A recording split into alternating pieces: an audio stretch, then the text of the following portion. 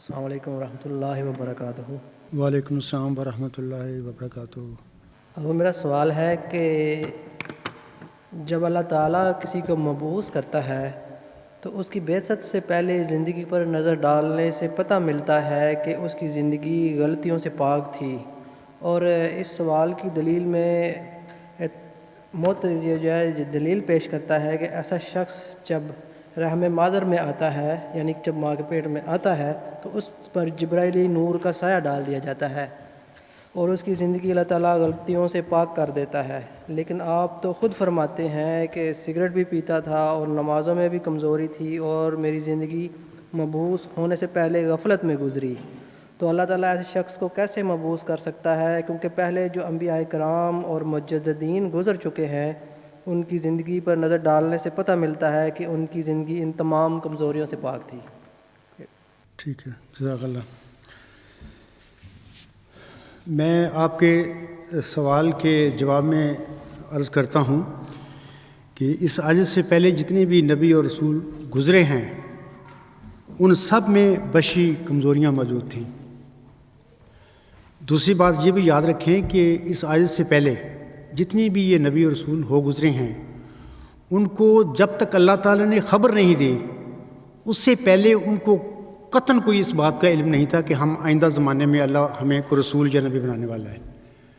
مثال کے طور پر حضرت صلی اللہ علیہ وسلم کو جب غار حرا میں پہلی دفعہ جبرائیل السلام ان سے ملے اور چند آیات اللہ تعالیٰ کی ان کو دیں، ان سے آگے پڑھیں، تو یہ وہ لمحہ تھا جب حضرت صلی اللہ علیہ وآلہ وسلم کو اپنی رسالت اور نبوت کا پتہ ملا۔ حضرت صلی اللہ علیہ وآلہ وسلم کو اس سے پہلے قطعاً کوئی خیال نہیں تھا کہ میں یا مجھے اللہ تعالیٰ نبی اور رسول بنانے والا ہے۔ پہلی بات تو یہ رکھیں یاد کہ جتنے بھی نبی اور رسول اس آیت سے پہلے بھی گزرے ہیں ان سب میں بشری کمزوریاں نہیں تھیں، ان میں تھیں۔ ان میں چونکہ ہم لوگ ان کو قرآن کریم میں پڑھتے ہیں، ان انبیاء اور نبیوں کو اور رسولوں کو تاریخ میں پڑھتے ہیں، تاریخ مذہب میں، ہم ان انبیاء اور مرسلوں کی زندگی میں نہیں رہے، ہم نے ان کا زمانہ نبوت اور رسالت سے پہلے نہیں دیکھا، اس لحاظ سے ہم ایسے ہی سمجھتے ہیں کہ وہ بھی نبی اور رسول تھے اور نبی اور رسول کا ایک تصور بن چکا ہے، جبکہ حقیقت یہ ہے کہ نبی رسول بھی ایک عام انسان ہوتا ہے ماحول اور معاشرے میں، اللہ تعالیٰ وہاں سے چنتا ہے اس کو، اور وہ بھی اپنی زندگی عام انسانوں کی طرح گزارتا ہے، چونکہ اللہ کے علم میں وہ سلیم الفطرت ہوتا ہے، اللہ کی اس کے دل پر نظر ہوتی ہے، تو اللہ تعالیٰ اس کو چنتا ہے، وہ بھی ایسے ہی جیسے دوسرے انسان ہیں۔ مثلا ایک صحب کمزوری ہے انسان کی، بھول جانا، تو ایسی چھوٹی موٹی کمزوریاں ان سب مرسلوں میں جو پہلے گزری ہیں ان میں تھیں، اور چونکہ ہم ان کے زمانے میں نہیں رہے اس لیے ہم ان باتوں سے لا علم ہیں، لہٰذا یہ کہنا کہ ان میں نئی کمزوریاں تھیں یہ بات درست نہیں ہے۔ دوسری بات یہ یاد رکھیں کہ غفلت سے جو میں نے کہا ہے اپنے مضامین میں کہا ہے کہ میری زندگی غفلت میں گزری ہے، غفلت سے میری مراد ہے کہ میں کسی نبی یا مسیح موعود یا کسی مذہبی رہنما کا بیٹا نہیں تھا، میرے اندر مسلم موعود بننے کا کسی نہ کوئی خواہش نہ تھی اور نہ ہی میرے جیسا انسان ایسا سوچ سکتا تھا پہلی زندگی میں۔ یہ جب میں کہتا ہوں میری زندگی غفلت میں گزری تو میرا مقصد کہنے کا یہ ہے کہ میں تو سوچ بھی نہیں سکتا تھا کہ ایسی بات ہو سکتی ہے میرے ساتھ۔ میری غفلت سے مراد یہ ہے، میری قطعاً غفلت سے مراد یہ نہیں ہے نعوذ باللہ من ذالک میں برائیاں کرتا پھر رہا تھا، نہیں، ایسی بات نہیں ہے۔ غفلت سے میری مراد یہ ہے کہ I am totally in aware of this situation, کہ آئندہ زمانے میں میرے ساتھ کیا ہونے والا ہے، اس بات سے لا علم تھا، میں غافل تھا، مجھے کوئی پتہ نہیں ہے، تو میری غفلت سے یہی مراد ہے۔ تیسری بات یہ جو ہے آپ کہتے ہیں، میں وہ جو سوال کرنے والا ہے جو بھی ہے حامد صاحب سے، وہ ان کا سوال نہیں ہے، کسی نے ان سے کیا ہے، تو میں ان سے عرض کرتا ہوں کہ اگر تم تعصب اور جانبداری سے پاک ہو کر دیکھو گے تو میری زندگی بھی اسی طرح آپ کو ملے گی جس طرح بعثت سے پہلے اللہ تعالیٰ کے پہلے مرسلین کی تھی، اس میں کوئی شک والی بات نہیں ہے۔ تو میں نے آپ کا یہ مختصر سا جواب دیا ہے، اگلا سوال آپ کریں۔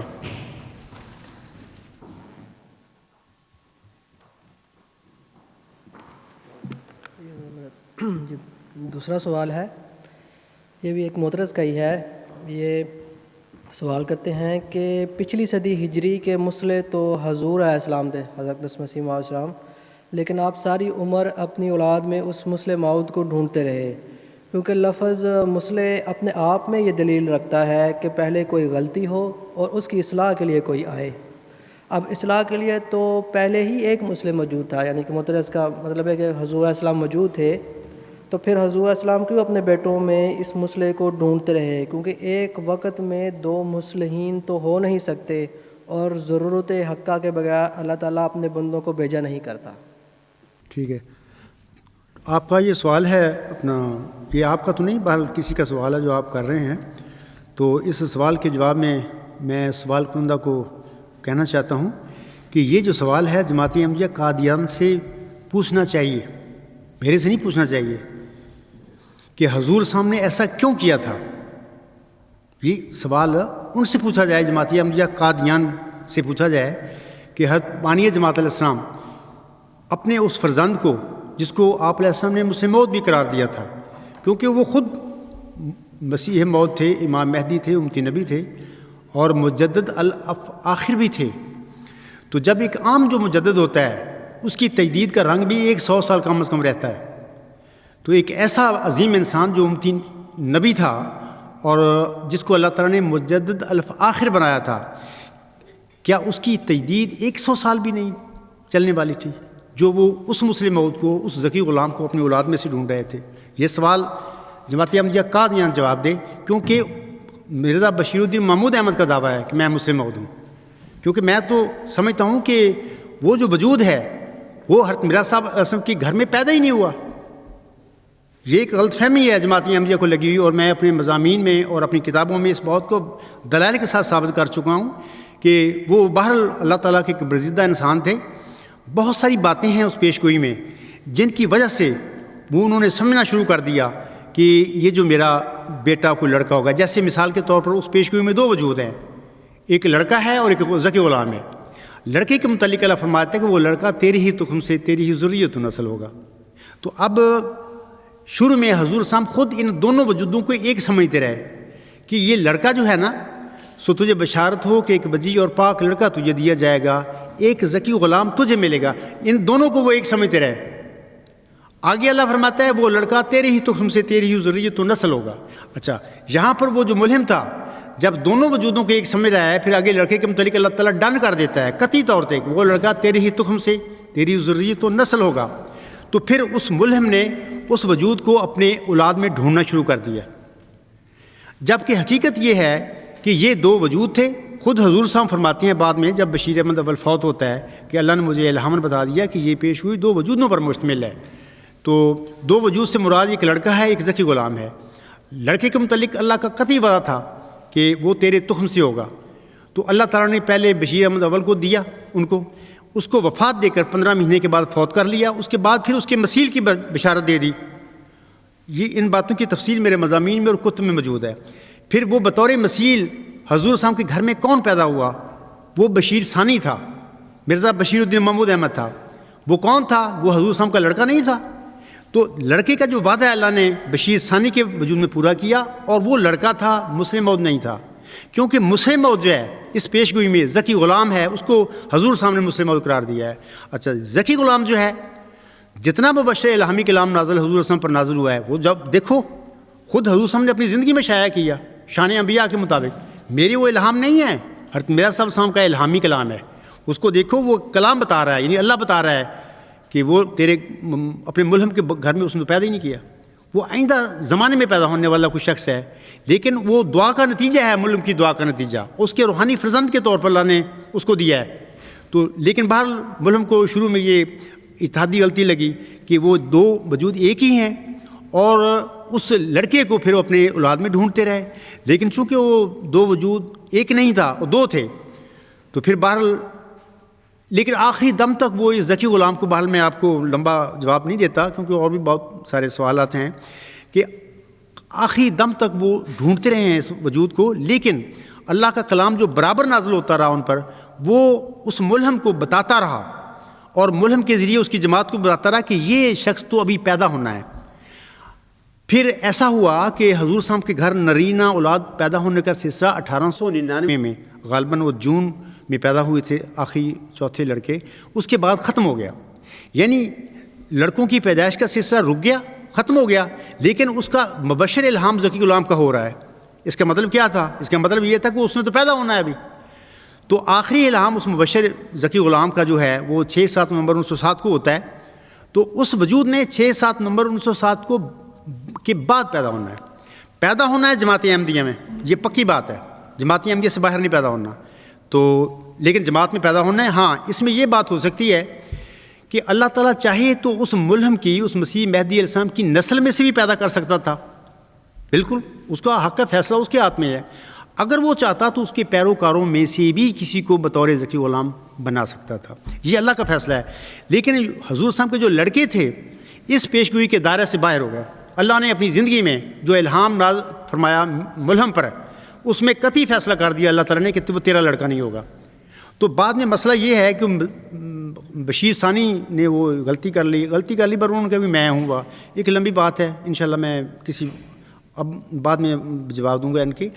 مقصد کہنے کا یہ ہے کہ اپنی اولاد میں ڈھونڈنے سے یہی غلط فہمی تھی ملہم کو کہ وہ لڑکا تیری ہی تو سے تیری ہی ذریت و نسل ہوگا. تو بار وہ اولاد میں ڈھونڈتے رہے، جب کہ اللہ کا کلام بتا رہا ہے کہ وہ اس کے گھر میں پیدا ہی نہیں ہوا. اس نے پیدا ہونا ہے 7 نومبر 1907 کے بعد جماعت احمدیہ میں. پر تو یہ سوال جو ہے میرے تو کرنے والے نے کیا ہے، لیکن میں تو بالکل ہی کہتا ہوں ہمیشہ کہ وہ تو خلیفہ ثانی صاحب نہیں ہیں، وہ تو لڑکا ہی نہیں ہے ان کا، وہ تو کوئی روحانی لڑکا ہے ان کا. تو میرے خیال میں یہ جواب کافی ہے. اگلا سوال کو کریں. یہ تیسرا سوال ہے کہ آپ کا منیر احمد اعظم صاحب کے ساتھ مباحلہ چل رہا تھا، لیکن مباحلہ کی مدت پوری ہونے کے بعد بھی اس کا کوئی نتیجہ نہیں نکلا، یعنی دونوں فریقین میں سے کسی کو کچھ نہیں ہوا. کیونکہ اگر کوئی فریق مباحلہ مخالفت نہ کرے اور خاموش ہو جائے اور اپنے بیان سے رجوع فرما لے، جیسا کہ حضور اسلام کے دور میں پادری پگڑ یا ایک اور شخص جس کا نام مجھے یاد نہیں خاموش ہو گیا تھا، تو وہ ہلاک نہیں ہوا تھا. لیکن آپ دونوں کے مابین مباحلہ میں یہ دیکھا گیا ہے کہ منیر احمد اعظم صاحب اخیر تک اپنے موقف پر قائم رہے، لیکن انہیں کوئی نقصان نہیں پہنچا. ٹھیک ہے. اس جو سوال ہے آپ کا، اس سلسلے میں عرض کرتا ہوں کہ یہ جو کہا گیا ہے کہ دونوں کو کچھ نہیں ہوا، اصل میں بات یہ ہے کہ یہ سوال مباحلہ کا چیلنج دینے والے سے پوچھنا چاہیے، نہ کہ اس سے جس کو مباحلہ کا چیلنج دیا گیا ہے. مجھے چیلنج دیا گیا ہے، میں نے چیلنج کسی کو نہیں دیا. منیر اعظم صاحب نے مجھے چیلنج دیا ہے مباحلے کا، میں نے اس کو منع کیا ہے کہ دیکھو تم بھی کلمہ گو ہو، میں بھی ہوں، تم بھی میرا صاحب کو مانتے ہو، میں بھی مانتا ہوں. میرا اور آپ کا جو کنفیوژن ہے وہ بشیر الدین محمود کے دعویٰ مسلم موعود کے سلسلے میں ہے. آپ کہتے ہو وہ سچے تھے اور آپ یہ کہہ رہے ہیں کہ وہ مسلم موعود اول تھی اور میں ثانی ہوں. میں نے ان کو کہا کہ جناب پہلے اول کو تو سچا ثابت کر لیں، اگر سچا اول ثابت ہو جائے تو اس کے بعد آپ کے دعوے پر بھی غور کیا جا سکتا ہے. جبکہ پہلے ہی غلطی خوردہ تھا تو آپ کیسے ہو سکتے ہیں سچے؟ تو انہوں نے میں نے ان کو یہ بھی کہا کہ جناب یہ مبالوں کی بجائے قرآن کریم اللہ کی کتاب ہے، ہمارے پاس ہے. وہ جو ذکی غلام ہے، وہ جو مسلم موعود ہے، اس کے متعلق جو الہامی کلام ہے ملہم پر نازل ہوا تھا وہ بھی ہمارے پاس ہے. ان دونوں کلاموں کی روشنی میں یہ بات قطعی طور پر ثابت ہو جاتی ہے کہ بشیر الدین مسلم موعود کا دعویٰ سچا تھا یا غلطی تھی. تو ہمیں مبالوں کی طرف نہیں جانا چاہیے، لیکن وہ مبالہ کے چیلنج پر اڑا رہا. میں نے پھر اس کے جیسے حضور سامنے اپنی زندگی میں ان کی ایک سنت تھی کہ انہوں نے مخالفین پر اتمام حجت کی. میں نے ایک تفصیلی مضمون لکھا، تقریباً 14-15 صفحے کا تھا. میں نے اس کی طرف بھیجا اور اپنی ویب سائٹ پر بھی لگایا اور اس کو منیر اعظم کو سمجھایا کہ جناب مرزا بشیر الدین محمود احمد صاحب کا دعویٰ مسلم موعود بالکل ہی غلطی تھی، ہو ہی نہیں سکتا. وہ پیدا ہی نہیں ہوا مرزا صاحب السلام کے گھر وہ بندہ، تم مسلم موعود کیسے ہو گئے، بشیر الدین محمود کیسے ہو گئے؟ تو لیکن پھر بات یہ ہے کہ وہ آخری دم تک وہ اڑا رہا کہ جی میں مبالغہ کا تیرے سے کرنا چاہتا ہوں. میں نے کہا چلو ٹھیک ہے. پھر میں نے اس کا مبالغہ کا چیلنج قبول کیا، ہمارا مبالغہ ہوا. وہ ڈیوریشن جو ہے وہ خود انہوں نے مقرر کی، مجھ سے کوئی مشورہ نہیں کیا. میں نے جو اس نے کہا، جو میعاد مقرر کی، میں نے قبول کر لی، ہم دونوں مبالغہ کے اندر داخل ہو گئے۔ اچھا، اس کے بعد جو ختم ہو گئی مدت، اس کا رزلٹ جو نکلا ہے، باقی کوئی مرا نہیں یا مرنے سے ہی مبالغے کا پتہ لگتا ہے، یہ بات میں تو نہیں سمجھتا۔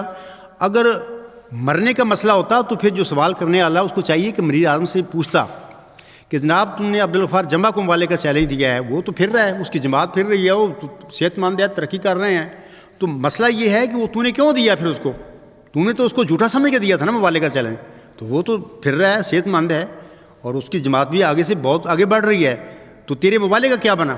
تو یہ سوال ان سے ہونا چاہیے، مریض اعظم سے، میرے سے نہیں ہونا چاہیے، کیونکہ میں نے تو بڑی کراہت کے ساتھ، مجبوری کے ساتھ اس کا مبالغے کا چیلنج قبول کیا۔ پہلی بات تو یہ یاد رکھیں۔ تو دوسری بات یہ ہے،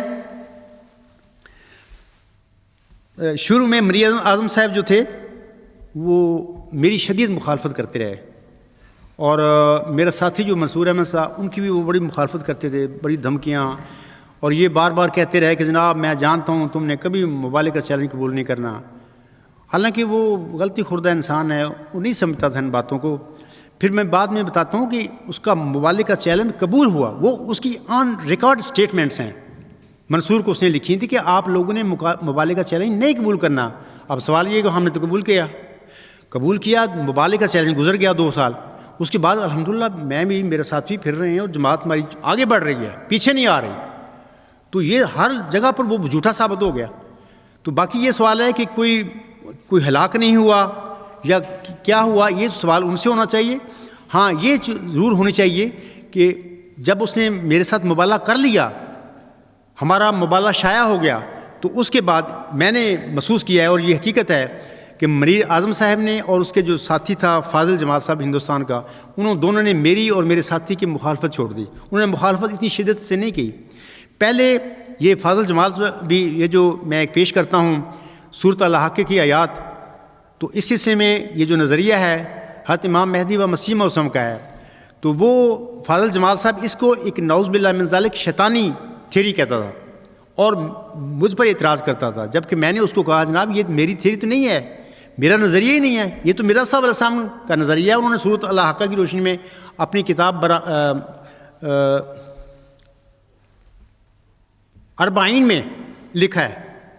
تو میں اب اس کو پیش کرتا ہوں لوگوں کے آگے، تو آپ اگر اس کو شیطانی نظریہ کہہ رہے ہیں تو یہ تو آپ اس انسان کو جس کو آپ احمد علیہ السلام کہتے ہیں، لکھتے ہیں، تو اس پہ حملہ کر رہے ہیں۔ بہرحال کہنے کا میرا مطلب یہ ہے کہ مبالغہ کے بعد یہ مریض اعظم صاحب بھی اور فاضل جمال صاحب نے بھی وہ جو شدت تھی مخالفت کی، وہ چھوڑ گئے۔ تو میں سمجھتا ہوں کہ پتہ نہیں اللہ تعالیٰ نے ان پر فضل کیا، پھر جو مخالفت ہی نہ رہی، اللہ تعالیٰ نے ان کو موت سے بچایا ہے۔ لیکن بہرحال یہ کہ وہ ناکام اور نامراد ہو چکے ہیں، کوئی پتہ نہیں اس ساتھی کہاں گیا، اس کے وہ کون ہے۔ بہرحال میں کیا ہوں، میری جماعت کیا ہے، الحمدللہ میں نے اس کا تفصیلی اپنے خطبات میں جواب دیا ہوا ہے۔ تو میرے خیال میں اب آپ کے سوال کا جواب یہ کافی ہے۔ تفصیل باقی دوست احباب وہ میرے خطبات سن لیں، میرے مضامین پڑھ لیں، انشاءاللہ ان کو وہ مل جائے گا۔ تو اس کے بعد اگر کوئی ہے سوال کسی کا وہ کرے۔ ابھی کچھ معترضین کی طرف سے آئے ہیں سوال۔ حضور اکرم صلی اللہ علیہ وآلہ وسلم کی حدیث کے مطابق مجدد ہر صدی میں آتا ہے، ایک عام آدمی کے لیے اس مجدد کو پہچاننے کے لیے کیا نشانیاں ہیں؟ کیونکہ ہر کوئی مجدد کا دعویٰ کرتا ہے، تو ہمیں کیسے پتہ چلے گا کہ کون سچا ہے؟ کیا ایسی نشانیاں حدیث شریف سے ثابت ہیں؟ میں مختصر صاحب کو عرض کرتا ہوں کہ یہ جو حدیث ہے مجددین، یہ بالکل سچی حدیث ہے، اور اس آیت سے پہلے جتنے بھی صدیاں گزری ہیں ان صدیوں میں ہر صدی کے سر پر اللہ تعالیٰ کا مامور وہ مجدد ہے کھڑا ہوتا رہا ہے، اور یہ جو مجدد ہوتا ہے صاحب الہام ہوتا ہے، اس کو اللہ وحی اور الہام سے کھڑا کرتا ہے۔ اگرچہ وہ پہلے مبعوث ہونے سے ایک عام انسان ہوتا ہے لوگوں میں، لیکن اللہ تعالیٰ اس کو چن لیتا ہے اور چن کے پھر کھڑا کرتا ہے۔ وہ پھر صدی کے دوران جو بھی بدعتیں، مسائل، غلطیاں ہوتی ہیں پڑی ہوئی دین اسلام میں، ان کو دور کرتا ہے۔ سوال آپ کا یہ ہے کہ اس کو کیسے پہچانیں، کہ اگر ایک سے زیادہ دعوے دار ہیں تو ان میں سے سچی کی کیسے پہچان کریں؟ تو اس سلسلے میں عرض کروں گا کہ حضور صاحب نے آئینہ کمالات اسلام اپنی جو کتاب لکھی ہے، اس میں انہوں نے اس زمانے میں اپنے دعوے کے سلسلے میں کچھ نشانیاں بتائی تھیں، کچھ 5 6 7 معیار بتائے تھے۔ مثلا ایک تو صدی کے سر پہ دعویٰ ہوتا ہے اس کا، جس انسان کا دعویٰ صدی کے سر پہ نہیں ہے تو آٹومیٹکلی وہ تو اس کا دعویٰ غلط ہو گیا. صدی کے سر سے بھی حضور سامنے 25 سال اس صدی کے گنے ہیں، لکھا کتابوں میں. اب جو دعوے دار ایسا ہو جو صدی کے سر 25 سال سے گزرنے کے بعد کا دعویٰ کرتا ہے تو وہ تو پھر غلط ہے، وہ نہیں ہے. عاصم کے حدیث کے مطابق اس کا دعویٰ نہیں ہے. تیسری بات یہ بھی سمجھ لیں کہ جو مجدد کا دعوے دار ہوتا ہے اس کو اللہ تعالیٰ علم دیتا ہے اور وہ علم کے ساتھ کھڑا ہوتا ہے. اور جس انسان کو پھر اللہ تعالیٰ علم دے اس میں اور باقی دعوے داروں میں، سچے میں، میں سچے کی بات کر رہا ہوں، باقی جو فیک دعوے دار ہوتے ہیں ان میں فرق ہو جاتا ہے.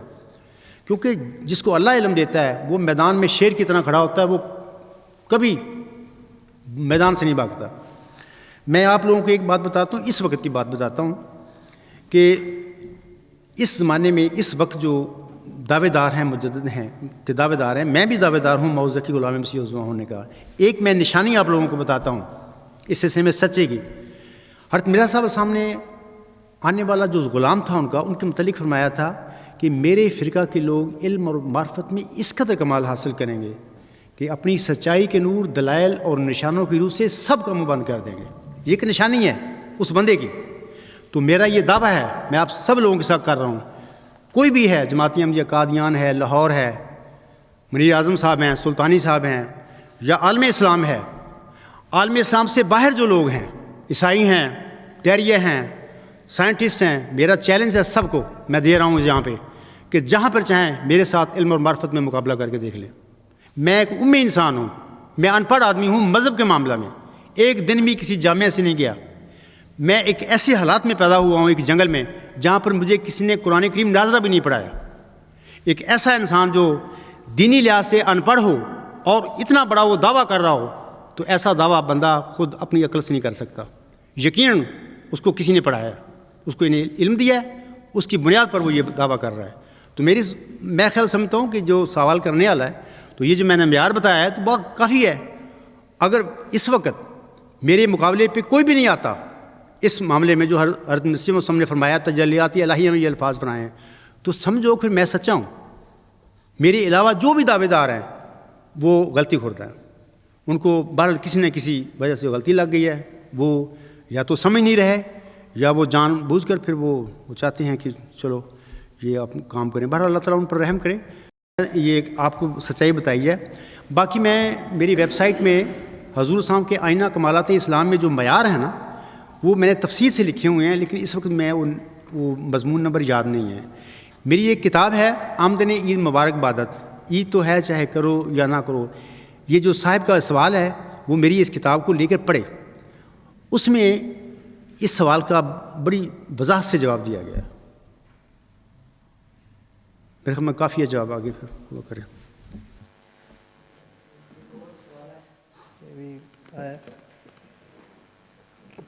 کیا آپ کو وحی و الہام ہوتے ہیں؟ آپ کا اس جماعت میں یعنی کہ جماعت احمدیہ اصلاح پسند میں کیا مقام اور رتبہ ہے؟ جماعت احمدیہ اصلاح پسند میں کیا میرا مقام اور مرتبہ ہے؟ میں اس جماعت کا بانی ہوں اور قائد ہوں. اللہ تعالیٰ نے مجھے وہ موعود ذکی غلام مسیح عظمیٰ جس کی حضرت مرزا غلام علیہ السلام کو 20 فروری 1886 کی الہامی پیشگوئی میں خبر دی تھی. اللہ فرماتا ہے ایک ذکی غلام تجھے ملے گا. اللہ نے مجھے بتایا کہ وہ ذکی غلام تو ہے. تو یہ میرا دعویٰ ہے. باقی جماعت احمدیہ اصلاح پسند میں میرا یہ مقام و مرتبہ ہے کہ میں قائد ہوں اس جماعت کا اور دعوے دار ہوں. اور پتہ نہیں کیا آپ نے کہا ہے؟ ہاں، وحی اور الہام. وحی و الہام اللہ تعالیٰ جب کرتا ہے کسی کے ساتھ تو اللہ اور اسی بندے کا معاملہ ہوتا ہے. اللہ تعالیٰ وہاں پہ گواہ نہیں بٹھا دیتا کہ جی تم دیکھو میں وحی اور الہام کر رہا ہوں. تو اگر چاہے اللہ تعالیٰ دوسروں بھی شامل کر دیتا ہے اگر چاہے، لیکن اللہ کا یہ اپنا کام ہے، چاہے تو کر دے چاہے تو نہ کرے. لیکن وہ بندہ جس پر اللہ وحی نازل کرتا ہے وہ جان جاتا ہے، اس کو پتہ ہوتا ہے کہ میرے ساتھ یہ بات ہو رہی ہے. تو یہ باتیں ہوتی ہیں اور یہ میں تو اپنی ہر جگہ پہ ہر مضمون پہ ان باتوں کو لکھتا ہوں کہ یہ سارا کچھ اللہ تعالیٰ نے مجھے، اس کا احسان ہے، اس کا فضل ہے. حضرت مرزا صاحب صاحب کی دعا کے نتیجے میں ہوا. تو یہ الہام تو ہوتا ہے. الہام کے بغیر تو زندگی نہیں ہے. الہام کے بغیر اتنا بڑا دعویٰ ہو ہی نہیں سکتا. تو اور میں نہیں سمجھتا میں اور کیا تشریح کروں اس بات کی.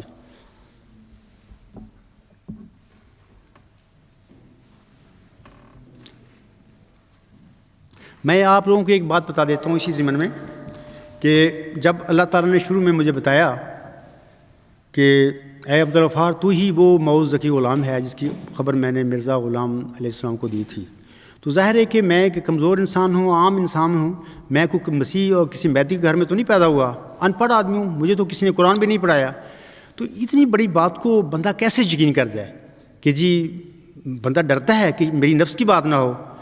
تو ایک دفعہ ایک ایسی بات ہے کہ کوئی ایسا واقعہ ہوا کہ جس سے مجھے بہت فکر ہو گیا اپنے پارے کہ یار میری کوئی نفس کی باتیں تو نہیں ہیں، یہ کوئی میرا نفس تو نہیں مجھے مس گائیڈ کر رہا۔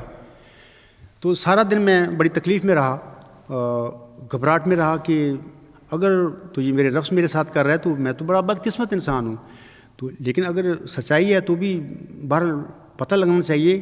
میں بڑا بے قرار اور بے چین تھا۔ یہ 1984 کی بات ہے۔ رات کو نماز پڑھنے کے بعد مجھے اس بے چینی ہو رہی تھی اس وجہ سے کہ مجھے شک پڑ گیا کہ یہ جو بات ہے کوئی میرے نفس تو نہیں کہہ رہا۔ بہرحال میرے گھر والے سو گئے تھے، میری دور چارپائی تھی وہاں پہ گھر والوں میں نہیں تھا میں، تو میں چارپائی پہ بیٹھا تھا، ایک پاؤں میرا نیچے تھا ایک اوپر تھا، اور میرا یہ سوال تھا میرے خدا سے کہ اے خدا یہ جو بات ہے کیا واقعی تیری جناب سے ہے؟ کیا تو نے واقعی بطور ذکی غلام مجھے چنا ہے اور مجھے بنایا ہے، یا کہ میری نفس کی باتیں ہیں؟ یہ مجھے فکر ہے اس بات کا، میں چاہتا ہوں کہ مجھے پتہ چلنا چاہیے۔ یہی سوال تھا میرا خدا کے آگے۔ بات ہو رہی تھی تو اچانک یہ لا ریب فیہ لفظ آپ نے پڑھے ہیں قرآن کریم میں، شروع میں آتے ہیں سورۃ بقرہ کے، لا ریب فیہ، مطلب کہ میری زبان نے بڑی تیزی سے پڑھنے شروع کر دیے، اور اتنی تیزی سے وہ پڑھ رہی تھی، زبان میری تھی میں تو پڑھ ہی نہیں رہا تھا، اتنی تیزی سے اس نے پڑھنا شروع کر دیا کہ کیونکہ میرے کنٹرول میں نہیں تھی میری زبان، وہ پڑھ رہی تھی لا ریب فیہ لا ریب فیہ لا ریب، مطلب کہ پتہ نہیں کتنی دفعہ اس نے پڑھا۔ یہ مسئلہ ڈیٹ منٹ رہا میرے ساتھ، مجھے کوئی پتہ نہیں تھا یہ کیا ہو رہا ہے۔ اس کے بعد پھر میری زبان آہستہ آہستہ نارمل ہونی شروع ہوئی، تو پھر رک گئی، تو پھر مجھے پتہ لگا کہ اللہ نے میرے اس سوال کا جواب دیا ہے کہ اے عبدالغفار لا ریب فیہ، اس میں کوئی شک نہیں ہے، تو شک نہ کر۔ میرے سوال کا جواب اللہ تعالیٰ نے مجھے دے دیا۔ میں نے آپ لوگوں کو ایک مثال دی ہے آپ کہ وحی اور الہام کے متعلق سوال ہے آپ لوگوں کا کہ کبھی آپ کو ہوا ہے، میں نے ایک مثال دیا ہے، باقی میری کتابیں پڑھیں، مضامین پڑھیں، وہاں پہ کثرت سے آپ کو مثالیں ملے گی۔ تو لیکن بعض دعوے دار ہیں الہام اور وحی کے اس قسم کے، میں کبھی اپنے الہاموں اور وحی کو کبھی نہیں شور ڈالتا، نہ دکھاتا ہوں، نہ ان کا فائدہ ہوتا ہے، نہ مقصد ہوتا ہے، اصل بات حقیقت ہونی چاہیے۔ تو میں نے سوال کا جواب دے دیا، ایک مثال بھی دے دیا آپ لوگوں کو۔ آگے کوئی سوال؟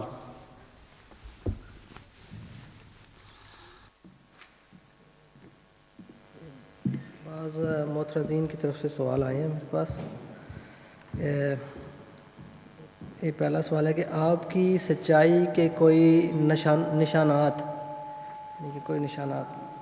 یعنی سوال ہے کہ آپ کی سچائی کے کوئی نشانات، جس طرح کہ ایک مرسل آتا ہے تو اس کی سچائی کے کوئی نشانات ہوتے ہیں، تو آپ ٹھیک ہے میں سمجھ گیا ہوں۔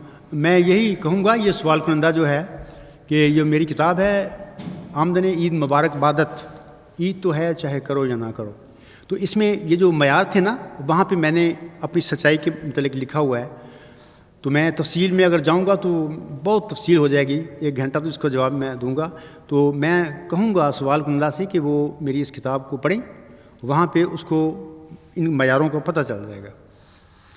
تو باقی جہاں تک نشان کا تعلق ہے نا، نشان کیا ہیں، میں آپ کو ایک بات بتاتا ہوں آپ کو، اور آپ یہ سمجھ جانا کہ یہ نشان ہے یہ کیا ہے۔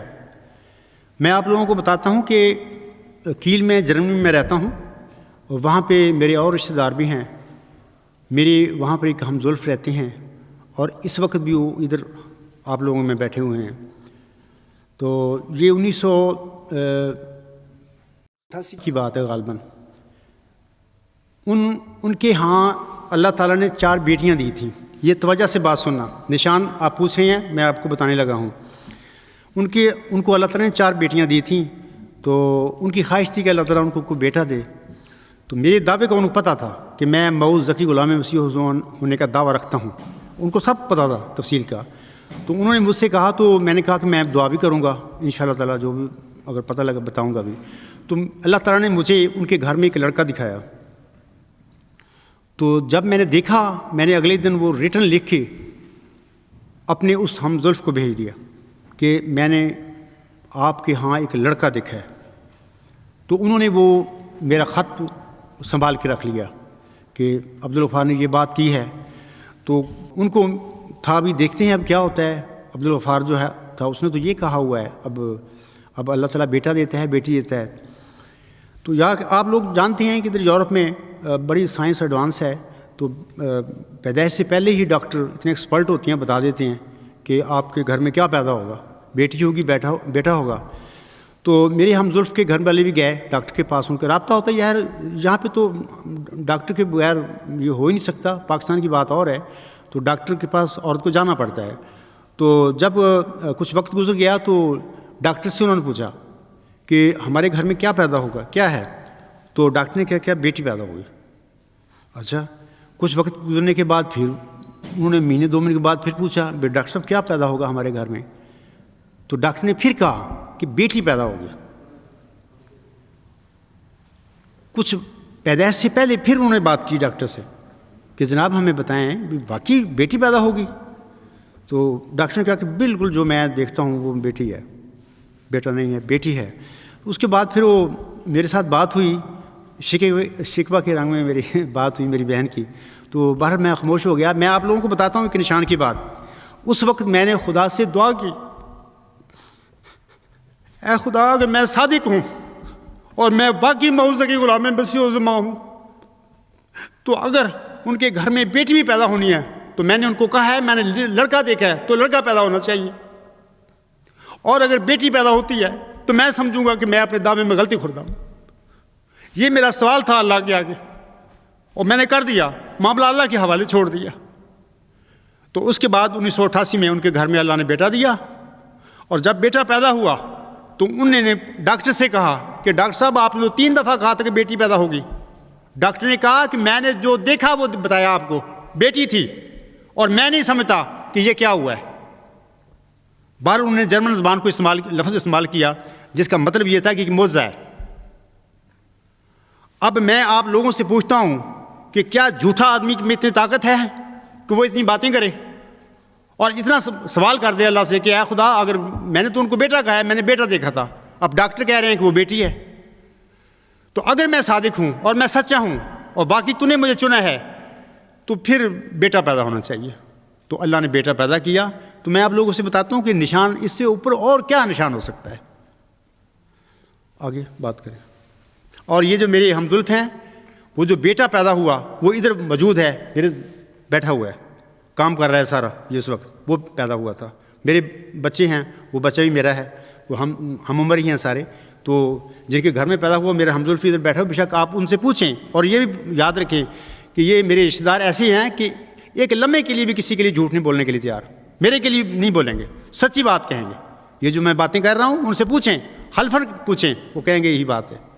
آگے بات کریں. سوال ہے کہ آپ حضرت اقدس مسیح موعود السلام کے پہلے خلیفہ تک احمدیت کو مانتے ہیں, یا میرا خیال ہے ان کا مطلب ہے کہ پہلی خلیفہ تک خلافت کو مانتے ہیں.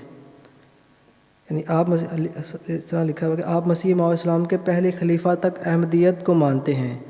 موت برحق ہے, آپ کے بعد اصلاح پسند جماعت کا کیا ہوگا؟ کوئی اور مجدد آئے گا یا پھر آپ کی جماعت کا کوئی خلیفہ مقرر ہوگا؟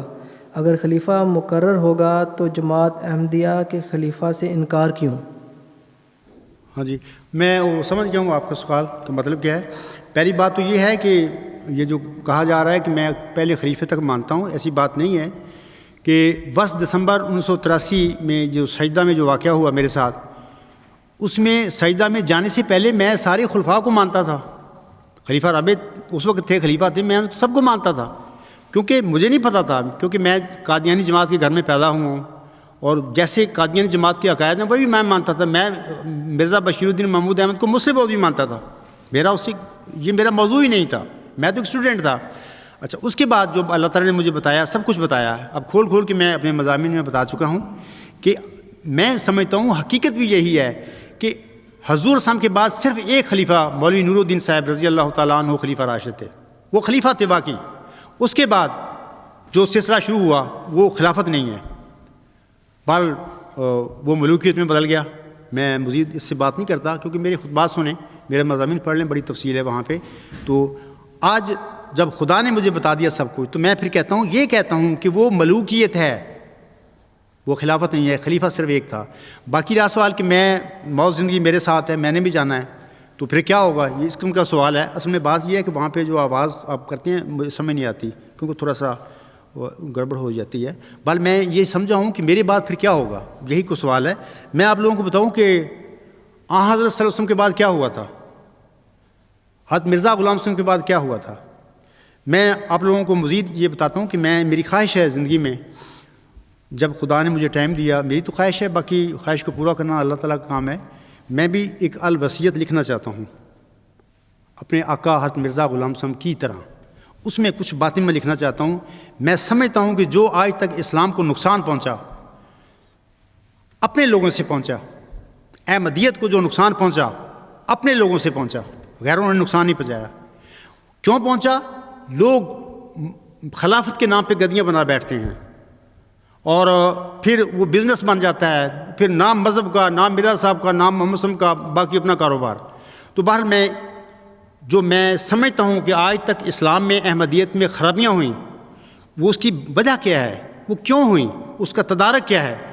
اس سلسلے میں چاہتا ہوں کہ اپنی زندگی میں ایک الوصیت میں لکھوں، اور میرے جانے کے بعد پھر میں چاہتا ہوں اور وصیت کر کے جاؤں گا کہ اس پہ عمل کرو. تو انشاءاللہ تعالیٰ اگر میرے بعد اس پہ عمل ہوا تو یہ تو نہیں کہہ سکتا میں کہ اس کے بعد خرابی نہیں پیدا ہوگی، لیکن میں یہ سمجھتا ہوں کہ بہت کم چانسز ہوں گے خرابیوں کے کہ میرے بعد کوئی وہ خلافت کو گدی بنائے یا کوئی خاندانی خلافت کا سلسلہ چل پڑے وغیرہ وغیرہ. تو انشاءاللہ تعالیٰ میں کوشش کروں گا اپنی طرف سے، میری دعا بھی ہے کہ اے خدا مجھے توفیق دے. ہمارے غیروں نے کتنی ترقی کی کیونکہ انہوں نے مثال کے طور پر ڈیموکریٹک سسٹم بھی چلایا، بڑے انصاف کے ساتھ چلایا، اصولوں کے ساتھ چلایا. لیکن مصیبت ہمارے اسلام میں اور احمدیت میں یہ ہوگی کہ خلافت کے نام پہ، اللہ کے نام پہ ہم قابو ہو کے بیٹھ جاتے ہیں. پھر وہ بندہ مسلط ہوتا ہے، میں خلیفہ ہوں، مجھے اللہ نے بنایا، پھر وہ نہیں دیکھتا کچھ بھی، نہ قرآن کچھ بھی نہیں، اگلے 8-10 تیار ہوتے ہیں. یہ کوئی خلافت نہیں ہے. خلیفوں میں آپ کو بتاتا ہوں خلیفے کون ہوتے ہیں. یہ جو اموی تھے ان میں ایک خلیفہ گزرا ہے، وہ مجدد بھی پہلی صدی کے ہے، عمر بن عبدالعزیز. تو اس کا جو پہلا پیش رو تھا عبد المالک، اس کو نامزد کر گیا تھا. تو وہ ایک بہت نیک انسان تھا، اس کا نام کر دیا تو وہ فوت ہو گیا. فوت ہونے کے بعد دیکھو میں خلیفوں کی بات کر رہا ہوں، سب سے پہلے اس نے سب امت کو اکٹھا کیا. یہ دمشق کی بات ہے.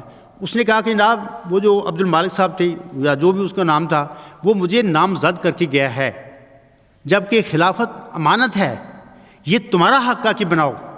تو یہ جو نامزدگی ہے میں یہاں پہ رکھتا ہوں، پکڑو، میں نہیں خلیفہ خود چن لو. اگر اس نے نہیں بھی کہا کہ میں خدا کا یہ خدا نے مجھے بات کی ہے، یہ میں بنایا ہوا نہیں ہوں، میں تب بھی کہتا ہوں کہ ایسا انسان خدا کا ہی بنایا ہوتا ہے. خدا کے بنائے ہوئے بندے مکاریاں نہیں کیا کرتے.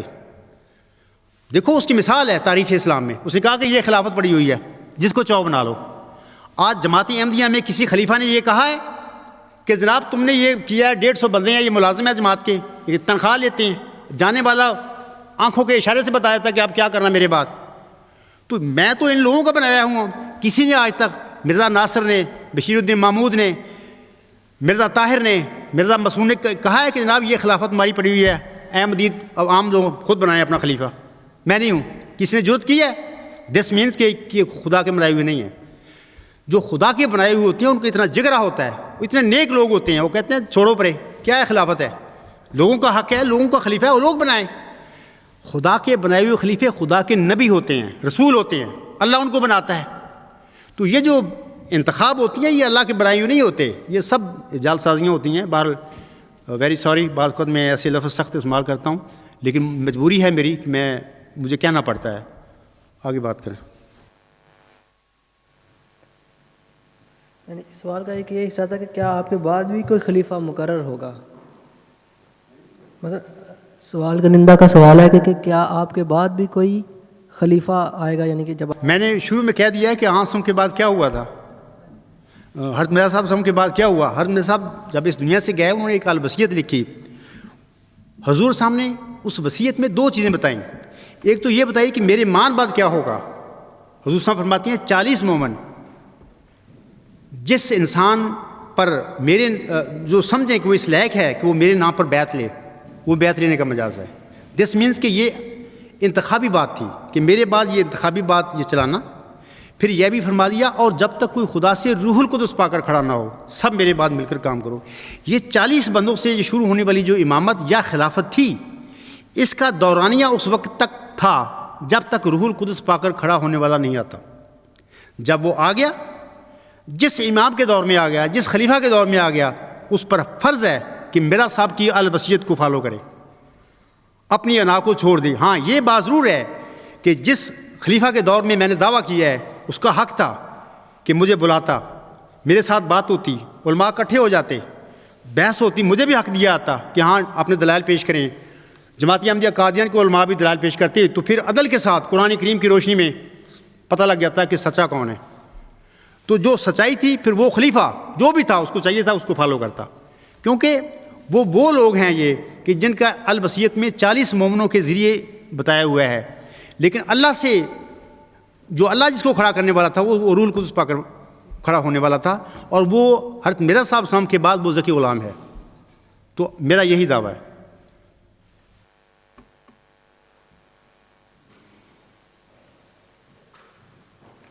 یہ بھی محترز کا سوال ہے کہ جرمنی میں آپ نے مجدد کا دعویٰ کرنے کے بعد سٹیٹس لیا یا پھر جماعت احمدیہ کا سہارا لے کر؟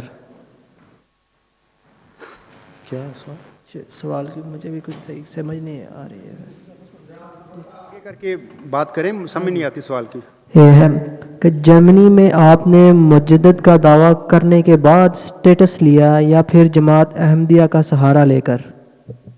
نہیں, دیکھو جماعت احمدیہ کو کسی کی ذاتی کوئی جائیداد نہیں ہے. اگر جماعت احمدیہ قادیان کے خلفاء سمجھتے ہیں کہ میرا صاحب ہمارا رشتہ دار تھا, یہ ہماری جماعت ہے, اگر یہ پیمانہ ہے تو پھر جناب یہ سارا کچھ اسلام آسم کا اور ان کی اولاد کا ہے, آل کا ہے, سادات کا ہے. میرا صاحب کہاں سے آ گئے ادھر, یا میں کہاں سے آ گیا؟ اگر شخصیتوں کی بات ہو تو پھر آسم کا جو لایا ہوا دین ہے اسلام ہے, ان کی آل کا ہے. یا اس اصول کو توڑنا پڑے گا کہ جی اللہ تعالیٰ کی نظر میں کوئی شخصیتیں نہیں ہوتی, اللہ تعالیٰ کی دلوں پر نظر آتی ہے, جس کو چاہے چن لے.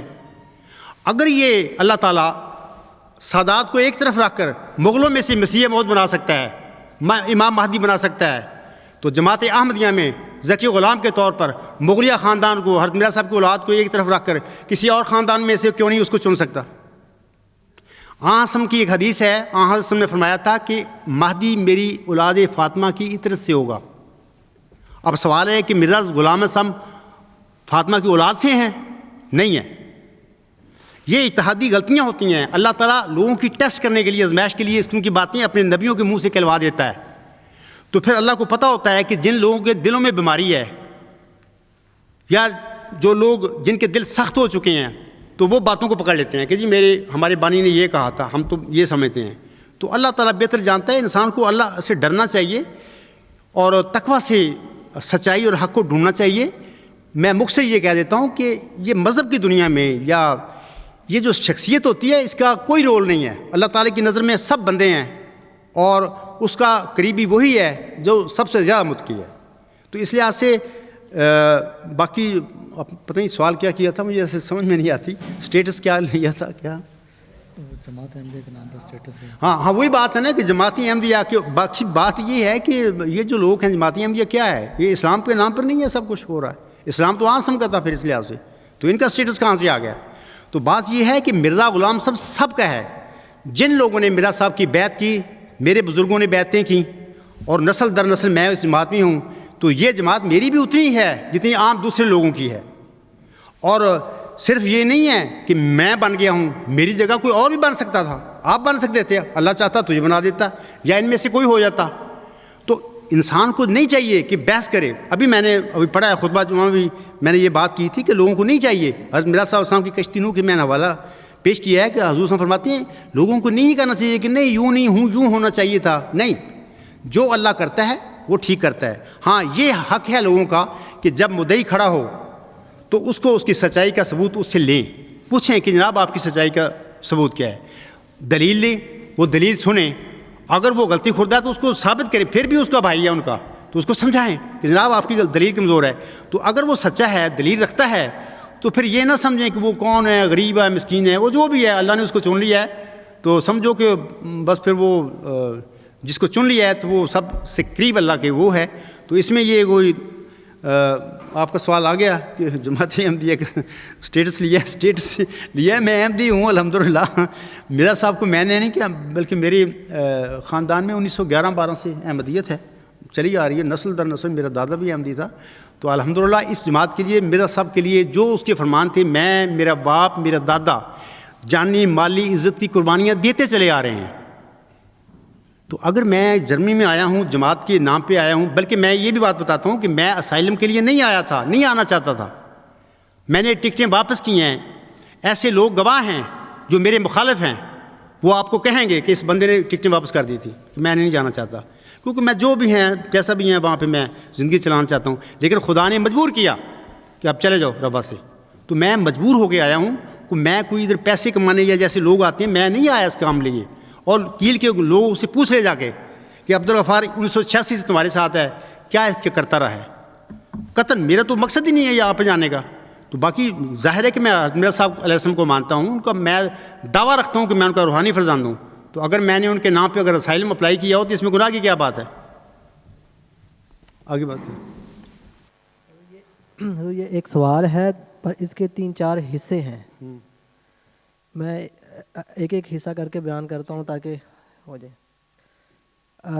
آپ کی جماعت کتنی بڑی ہے اور مجھے اس کی تعداد بتائیں. میں صرف اتنی بات بتا دیتا ہوں. الحمدللہ جماعت, پہلی بات تو یہ ہے کہ تعداد کا کوئی دخل نہیں ہوتا حق اور سچ کے لیے. لیکن اگر آپ تعداد پوچھنی چاہتے ہیں, میں آپ کو بتاتا ہوں. حضرت مسیح عیسیٰ ابن مریم علیہ السلام آپ کو جانتے ہیں, صاحب کتاب, نبی اور رسول تھے. جتنی اس کی جماعت کی تعداد تھی, میری اس سے 10 گنا زیادہ ہے. میرے خیال میں پتہ لگ گیا ہوگا آپ کو کہ کتنی تعداد ہے. پھر بھی الحمدللہ کافی تعداد ہے. یہ تعدادیں کو معیار نہیں ہوتا, تھوڑی زیادہ کوئی مسئلہ نہیں. عیسائی کتنے ہیں دنیا میں؟ 1.5 ارب ہے. کیا 1.5 ارب ہونے کی وجہ سے کیا عیسیٰ علیہ السلام خدا کا بیٹا بن سکتا ہے کہ جتنی بڑی تعداد ہے ان کی؟ کوئی نہیں بن سکتا. اس لیے یہ سوال ایسے نہ کرا کریں.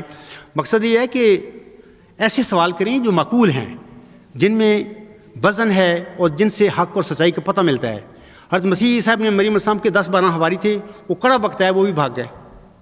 کیا اس کا مطلب یہ تھا وہ نعوذ باللہ وہ غلط تھا؟ نہیں, وہ سچا تھا آدمی تھا. تو یہ تعداد وغیرہ کوئی مسئلہ نہیں. جماعتی احمدیہ کی تعداد اب ہوئی ہے تو ایک لمبا عرصہ میرا صاحب ہم اپنی زندگی میں ایک قلیل تعداد کے ساتھ وہ تبلیغ کرتے رہے ہیں. تو الحمدللہ میری تعداد بھی سینکڑوں میں ہے, ہزاروں میں تو نہیں میں کہہ سکتا, سینکڑوں میں ہے. لیکن بہرحال ایک مسیح صاحب نے مریم السلام کی تعداد سے کئی گنا زیادہ ہے. آگے چلیں. دوسرا حصہ ہے کہ کیا آپ خلیفہ ہیں؟ کیا آپ کے بعد بھی کوئی خلیفہ ہوگا؟ حضرت مرزا صاحب السلام کا جو موعظ ذکی غلام ہے وہ حضرت مرزا صاحب کا صحیح جانشین ہے, وہ وارث ہے ان کا. ایسے ہی جیسے امت محمدیہ میں امام مہدی علیہ السلام آسم کی دین کے وارث تھے, ایسے ہی وہ ذکی غلام مرزا صاحب السلام کی جو روحانیت ہے اس کا وہ وارث ہے, اس کی جماعت کا وہ وارث ہے. میں خلیفہ ہوں. ظاہر ہے کہ جو خدا کا بنایا وہ ہوئی تو خلیفہ ہوتا ہے. خلیفے جو ہوتے ہیں انتخاب سے جو ہوتے ہیں وہ خلیفے خدا کے بنائے ہوئے نہیں ہوتے, وہ انتخابی خلیفے ہوتے ہیں. تو الحمدللہ اس سازش کو خدا نے بنایا ہے اور مجھے کھڑا کیا ہے, تو ظاہر ہے کہ میں خدا کا بنایا ہوا خلیفہ ہوں. اگلا حصہ ہے اس کا کہ کیا آپ بیعت لیتے ہیں؟ آپ کا مرکز کہاں پر ہے؟ جی, میرا ویب سائٹ alghulam.com پہ جائیں, وہاں پہ تبلیغ ایک سیکشن ہے, وہاں پہ آپ کو بیعت فارم آپ نظر آ جائے گا. تو وہاں پہ اگر کسی کو ضرورت ہو تو وہ وہاں پہ پرنٹ کر سکتا ہے. باقی مرکز کہاں ہے؟ مرکز جہاں پہ ہے, جہاں پہ میں رہتا ہوں وہ مرکز ہے ہمارا. تو مرکز تو بدلتے رہتے ہیں. ایک وقت تھا جو آنسم کا مرکز مکہ میں تھا, پھر اس کے بعد آنسم کا مرکز مدینہ بن گیا. تو جہاں پہ بھی خدا کا نمائندہ, اس کا بنایا ہوا چنا ہوا خلیفہ رہتا ہے, وہی مرکز ہوتا ہے. اس وقت میں جرمنی کیل میں رہتا ہوں, وہی مرکز ہے. تو وہیں سے سارے کام ہوتے ہیں جماعتی. تو ان شاء اللہ تعالیٰ کسی وقت ایسا بھی ہو سکتا ہے کہ یہ لندن ہی مرکز بن جائے. تو یہ ایسی ہوتی رہتی ہیں. فی الحال اس وقت میں کیل میں ہوں, وہیں پہ مرکز ہے. آگے. وعلیکم السلام. حضور یہ چند سوالات موصول ہوئے ہیں دوستوں کی طرف سے. اس میں پہلا سوال یہ ہے کہ جناب مرزا بشیر الدین محمود احمد صاحب کے دعویٰ مسلم موعود کی سچائی کے حق میں یہ دلیل پیش کی جاتی ہے کہ انہوں نے بہت سارے کارہائے نمایاں سر انجام دیے تھے. ان کے ہاتھوں پر جماعت احمدیہ کو عظیم الشان فتوحات حاصل ہوئی تھیں وغیرہ وغیرہ. اگر جناب مرزا بشیر الدین محمود احمد صاحب کا دعویٰ مسلم موعود غلط تھا اور اس نے جھوٹا دعویٰ کر کے الہامی پیشگوئی کے متعلق یہ جرم کیا تھا, تو پھر اس نے بہت سارے جو کارنامے سر انجام دیے ہیں اور جماعت کو جو ترقی دی تھی, اس کے ہاتھوں یہ کارنامے کیسے سر انجام پا گئے؟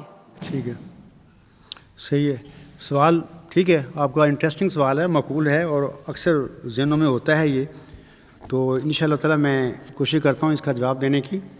تو اس سلسلے میں آپ لوگوں سے عرض کرتا ہوں کہ مطلب کہ میری مخاطب احمدی بہنیں, بھائی اور بزرگ سارے ہیں اس سوال کے سلسلے میں بھی. تو جناب خلیفہ ثانی صاحب کے کارناموں کی حقیقت کے سلسلے میں جواباً گزارش ہے, نوٹ یہ توجہ سے سننا میری باتیں, کہ جناب خلیفہ ثانی صاحب کے کارناموں کے حوالے سے آپ ان باتوں کو ضرور پیش نظر رکھیں نا جو میں اب بات بتاؤں گا. ان میں سے پہلی بات یہ ہے کہ جناب مرزا بشیر الدین محمود احمد صاحب کی قیادت میں جماعت احمدیہ قادیان نے جو ترقی کی ہے, یہ سب کچھ جناب خلیفہ ثانی صاحب کے موعود لڑکا سے متعلقہ ضمنی پیشگوئی کے مصداق ہونے کی وجہ سے ہوا ہے. لیکن وہ موعود ذکی غلام یعنی مسلم موعود ہرگز نہیں تھے. اللہ تعالیٰ نے حضرت امام مہدی و مسیح موعود علیہ السلام سے کیے ہوئے اپنے وعدہ کے مطابق جناب مرزا بشیر الدین محمود احمد کو بطور موعود لڑکا وہ صلاحیتیں بخشی تھیں جن کی وجہ سے ان کی طویل قیادت کے دوران جماعت احمدیہ نے خاطر خواہ ترقی کی تھی. یہ تو پہلی بات ہے. دوسری بات, جناب خلیفہ ثانی صاحب کو 1914 میں خلیفہ بننے کے بعد ایک ایسی بنی بنائی اور فدائی جماعت ملی تھی جس کی تعداد لاکھوں میں تھی. حضرت امام مہدی و مسیح موعود السلام کی عقیدت میں فنا ہونے کی وجہ سے ہر احمدی اپنی جان, مال اور عزت اور وقت قربان کرنے کے لیے ان کے آگے ہر لمحہ تیار تھا. ان لاکھوں احمدیوں نے جناب خلیفہ ثانی صاحب کی قیادت میں دن رات جد و جہد کی اور پھر اس کے نتیجے میں جماعت احمدیہ نے ایک کافی زیادہ ترقی کر لی. سامعین کرام, جماعت احمدیہ کی یہ ترقی اور یہ فتوحات کسی ایک احمدی کی انفرادی کوششوں کا نتیجہ ہرگز نہیں ہے, بلکہ یہ ترقی اور فتوحات جماعت احمدیہ کی اجتماعی کاوشوں کا پھل تھا. اب سوال ہے کہ جناب خلیفہ ثانی صاحب جماعت احمدیہ کی ترقی اور فتوحات کے سلسلے میں احمدیوں کی اجتماعی جد و جہد اور کوششوں کے اس پھل کو اپنے مسلم موعود بننے کے لیے اپنی جھولی میں کیسے ڈال سکتے ہیں؟ یہ تو اجتماعی کوششیں تھیں جس کی وجہ سے جماعت نے ترقی کی. یا جماعت احمدیہ قادیان کے حضرات جناب مرزا بشیر الدین محمود احمد صاحب کو مسلم موعود بنانے کے لیے احمدیوں کی اجتماعی جد و جہد اور کوششوں کے اس پھل کو جناب خلیفہ ثانی صاحب کی جھولی میں کیسے ڈال سکتے ہیں؟ اور اس کا کیا جواز ہے؟ جواباً عرض کرتا ہوں کہ اس کا کوئی بالکل جواز نہیں ہے. لیکن جب انہوں نے ان اجتماعی جماعتی کامیابیوں کو بنیاد بنا کر 1944 میں مسلم موعود ہونے کا حلفاً جھوٹا دعویٰ کیا تو پھر اس نے اس جرم کی سزا پائی. اے میری احمدی بہنوں, بھائیوں اور بزرگوں, جناب خلیفہ ثانی صاحب نے پیشگوئی مسلم موعود کے سلسلے میں جو زیادتی کی ہے, خاکسار اس کی وضاحت ایک تمثیل کے رنگ میں کرتا ہے. ہم سبھی جانتے ہیں کہ عیسائیوں کا حضرت مسیح عیسیٰ ابن مریم علیہ السلام کے متعلق یہ عقیدہ ہے کہ وہ نعوذ باللہ کہ وہ عیسائی سمجھتے ہیں کہ وہ نعوذ باللہ خدا تعالیٰ کا بیٹا تھا, حالانکہ حضرت مسیح ناصری علیہ السلام نے ایسا کوئی دعویٰ نہیں کیا تھا. فرض کریں اگر جناب مرزا بشیر الدین محمود احمد صاحب کی طرح وہ نبی اور رسول ہونے کے ساتھ ساتھ نعوذ باللہ حلفاً یہ دعویٰ بھی کر لیتے کہ وہ ابن اللہ ہیں، یعنی اللہ کے بیٹے ہیں، تمام یہودی ان کا یہ دعویٰ اس زمانے میں تسلیم بھی کر لیتے، وہ اپنے وقت میں یہودیت کو بہت ترقی بھی دیتے، تو پھر کیا وہ اس طرح حقیقت میں ابن اللہ یعنی خدا تعالیٰ کے بیٹے بن جاتے؟ ہرگز نہیں۔ اگر حضرت مسیح عیسیٰ ابن مریم علیہ السلام نعوذ باللہ غلطی سے شعوری یا لاشعوری طور پر اگر کوئی ایسا دعویٰ کر بیٹھتے تو اس حالت میں ہم مسلمان قرآن کریم کی روشنی میں یہ کہنے میں تو حق بجانب تھے کہ ان کا نبی اور رسول ہونے کا دعویٰ تو سچا تھا، لیکن انہوں نے ابن اللہ ہونے کا جھوٹا دعویٰ کیا تھا۔ اگر وہ کرتے، لیکن انہوں نے کیا ہی ابن اللہ ہونے کا جھوٹا دعویٰ عیسائیوں نے جھوٹے طور پر ان کی طرف منسوب کر رکھا ہے۔ لیکن خلیفہ ثانی صاحب کا معاملہ بالکل الٹ ہے، انہوں نے نہ صرف حلفاً جھوٹا دعویٰ مسلم موعود کیا بلکہ جبراً افراد جماعت سے اپنے جھوٹے دعوے کو منوایا بھی تھا۔ یہاں پر آپ کے ذہن میں ایک اور سوال بھی پیدا ہو سکتا ہے، اور وہ یہ کہ کیا اللہ تعالیٰ کا فضل یافتہ انسان کو جھوٹا دعویٰ بھی کر سکتا ہے؟ میں جواباً گزارش کرتا ہوں کہ بالکل اللہ تعالیٰ کے فضل یافتہ بندوں سے بھی بعض اوقات ایسی غلطیاں سرزد ہو جایا کرتی ہیں۔ اس سوال کا مفصل جواب میں نے اپنے مضامین میں کئی جگہ پر دیا ہوا ہے، لیکن سامعین کرام سے گزارش ہے کہ وہ اس سلسلہ میں میرے مضمون نمبر 30 سبز اشتہار کی روشنی میں پیشگوئی مسلم موعود کا تجزیہ، اس کا ضرور مطالعہ کریں۔ یہاں پر سامعین کو مختصر عرض کر دیتا ہوں کہ اللہ تعالیٰ نے اس سوال کا جواب سورۃ اعراف کی آیات نمبر 176 اور 177 میں دیا ہوا ہے۔ سامعین کو یہ بھی واضح رہے کہ کسی انسان کے سچے یا جھوٹے ہونے کا پیمانہ اس کی کامیابیاں یا ناکامیاں نہیں ہوا کرتی، بلکہ سچے اور جھوٹے ہونے کا فیصلہ دلیل کیا کرتی ہے، یا بالفاظ دیگر کسی کی زندگی اور ہلاکت کا فیصلہ دلیل کرتی ہے۔ اور اللہ تعالیٰ نے اپنے کلام میں زندگی اور ہلاکت کا معیار دلیل کو قرار دیا ہوا ہے، نہ کہ کامیابیوں یا کارناموں کو، جیسا کہ اللہ تعالیٰ سورۃ انفال کی آیت نمبر 43 میں فرماتا ہے لِيَهْلِكَ مَنْ هَلَكَ عَنْ بَيِّنَاتٍ وَيَحْيَىٰ مَنْ حَيَّ عَنْ بَيِّنَةٍ، تاکہ وہ جو دلیل کے ذریعے سے ہلاک ہو چکا ہے ہلاک ہو جائے، اور جو دلیل کے ذریعے سے زندہ ہو چکا ہے وہ زندہ ہو جائے۔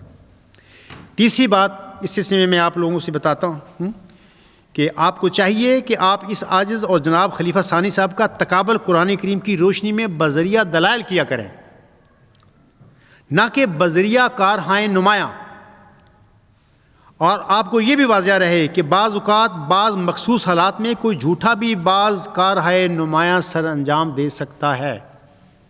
مثلاً ایڈولف ہٹلر جو ہے وہ ایک ڈکٹیٹر تھا، اور اس کا راستی اور روحانیت سے کوئی تعلق نہیں تھا، لیکن اس کو جو مخصوص حالات میسر آ گئے تھے ان کی وجہ سے اس نے آدھے سے زیادہ یورپ کو فتح کر لیا تھا۔ اسی طرح یہ تو ہٹلر کی بات ہے، وہ غلط آدمی تھا، اسی طرح جناح اور گاندھی دونوں کو بھی ایسے حالات میسر آ گئے تھے سامعین کرام کہ دونوں نے اپنے اپنے رنگ میں ہندوستان کی آزادی کے لیے جنگ لڑی، اور دونوں نے کامیابی حاصل کی تھی۔ حتیٰ کہ کیلیفورنیا یونیورسٹی کے ایک سابق امریکی پروفیسر سٹینلے والپیرٹ اپنی کتاب جناح آف پاکستان میں لکھتے ہیں few individuals significantly alter the course of history, fewer still modify the map of the world.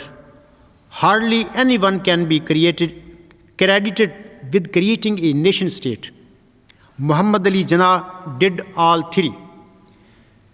Stanley Wolpert کہتا ہے کہ عالمی تاریخ میں صرف چند ایک حضرات نے تاریخ کا دھارا بدلا ہے، اس سے بھی کم حضرات دنیا کا نقشہ بدلنے میں کامیاب ہوئے۔ شاید ہی کسی شخصیت کو ایک قومی ریاست کے قیام کا اعزاز حاصل ہوا ہے، جبکہ محمد علی جناح صاحب نے یہ تینوں کام کیے۔ سامعین کرام، اتنی بڑی کامیابیوں کے باوجود جناح اور گاندھی میں سے کسی ایک نے بھی اپنی سیاسی کامیابیوں کو اپنے مسئلے یا مجدد بنانے کے لیے جواز کے طور پر پیش کیا تھا؟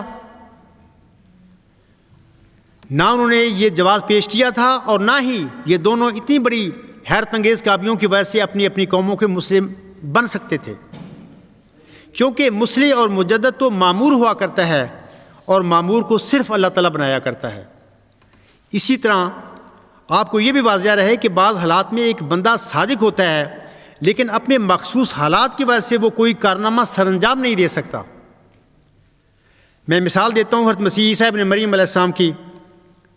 وہ بنی اسرائیل کی طرف بھیجے گئے اللہ تعالیٰ کے سچے صاحب کتاب، نبی اور رسول تھے، لیکن یہودیوں کی سخت دلی اور مکروں کی وجہ سے آپ علیہ السلام نے کوئی کارنامہ تو کیا سر انجام دینا تھا، بلکہ الٹا آپ کو ان بدبختوں کی طرف سے اپنی جان کے لالے پڑ گئے تھے۔ اے میری احمدی بہنوں، بھائیوں اور بزرگوں، جن کارناموں کی وجہ سے آپ خلیفہ ثانی صاحب کو مسلم موعود بنا رہے ہیں، اس معیار کی روح سے تو حضرت مسیح عیسیٰ ابن مریم علیہ السلام نعوذ باللہ سچے نبی اور رسول بھی نہیں ٹھہرتے۔ آپ اللہ تعالیٰ کا خوف اختیار کریں۔ جناب خلیفہ ثانی صاحب کو مسلم موعود بنانے کے شوق میں اپنے اس خود ساختہ اور جھوٹے معیار کی وجہ سے دوسرے ہزاروں اور لاکھوں انبیاء علیہ السلام کو نعوذ باللہ جھوٹا ثابت نہ کرتے پھریں۔ چوتھی بات اس سلسلے میں یاد رکھیں کہ جناب خلیفہ ثانی صاحب کے کارناموں کی حقیقت کا آپ سب پر انکشاف کرنے کے لیے میں آپ حضرات کو ایک مثال ایک اور پیش کرتا ہوں آپ لوگوں کے آگے۔ حضرت صلی اللہ علیہ وآلہ وسلم نے اپنی امت کو نزول مسیح عیسیٰ ابن مریم علیہ السلام کی پیشگوئی فرمائی ہوئی ہے۔ امام مہدی و مسیح موعود علیہ السلام حضرت مرزا غلام علیہ السلام کے ظہور اور نزول سے پہلے اگر امت محمدیہ میں کسی مسلمان کا ایسا دعویٰ ہوتا کہ وہ وہی مسیح عیسیٰ ابن مریم ہیں جو حضرت مریم صدیقہ علیہ السلام کے گھر میں بن باپ پیدا ہوئے تھے اور جن پر انجیل کتاب نازل ہوئی تھی، وہ کہے کہ صلیب کے بعد مجھے اللہ تعالیٰ زندہ جسم انصری آسمان پر لے گیا تھا اور اب مجھے اللہ تعالیٰ نے اپنے پیارے نبی صلی اللہ علیہ وسلم کی پیشگوئی نزول مسیح عیسیٰ ابن مریم کے مطابق غلبہ اسلام کے لیے زمین پر نازل فرمایا ہے۔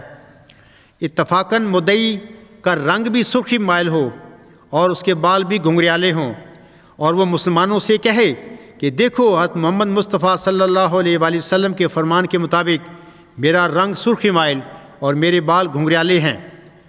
پھر ایسا ہو کہ امت محمدیہ اپنے جھوٹے عقیدے حیات مسیح کے مطابق اسے وہی پرانا مسیح عیسیٰ ابن مریم جس پر انجیل نازل ہوئی تھی سمجھتے ہوئے اس کے دعویٰ کو مان لے، اور اس طرح وہ امت محمدیہ کا خلیفہ اور حکمران بن بیٹھے۔ امت کے جتنے بھی عالم فاضل ہوں وہ سب اس کے ملازم ہو جائیں، اسلامی فوج اور اسلامی مملکت کا خزانہ بھی اس کے قبضہ میں آ جائے۔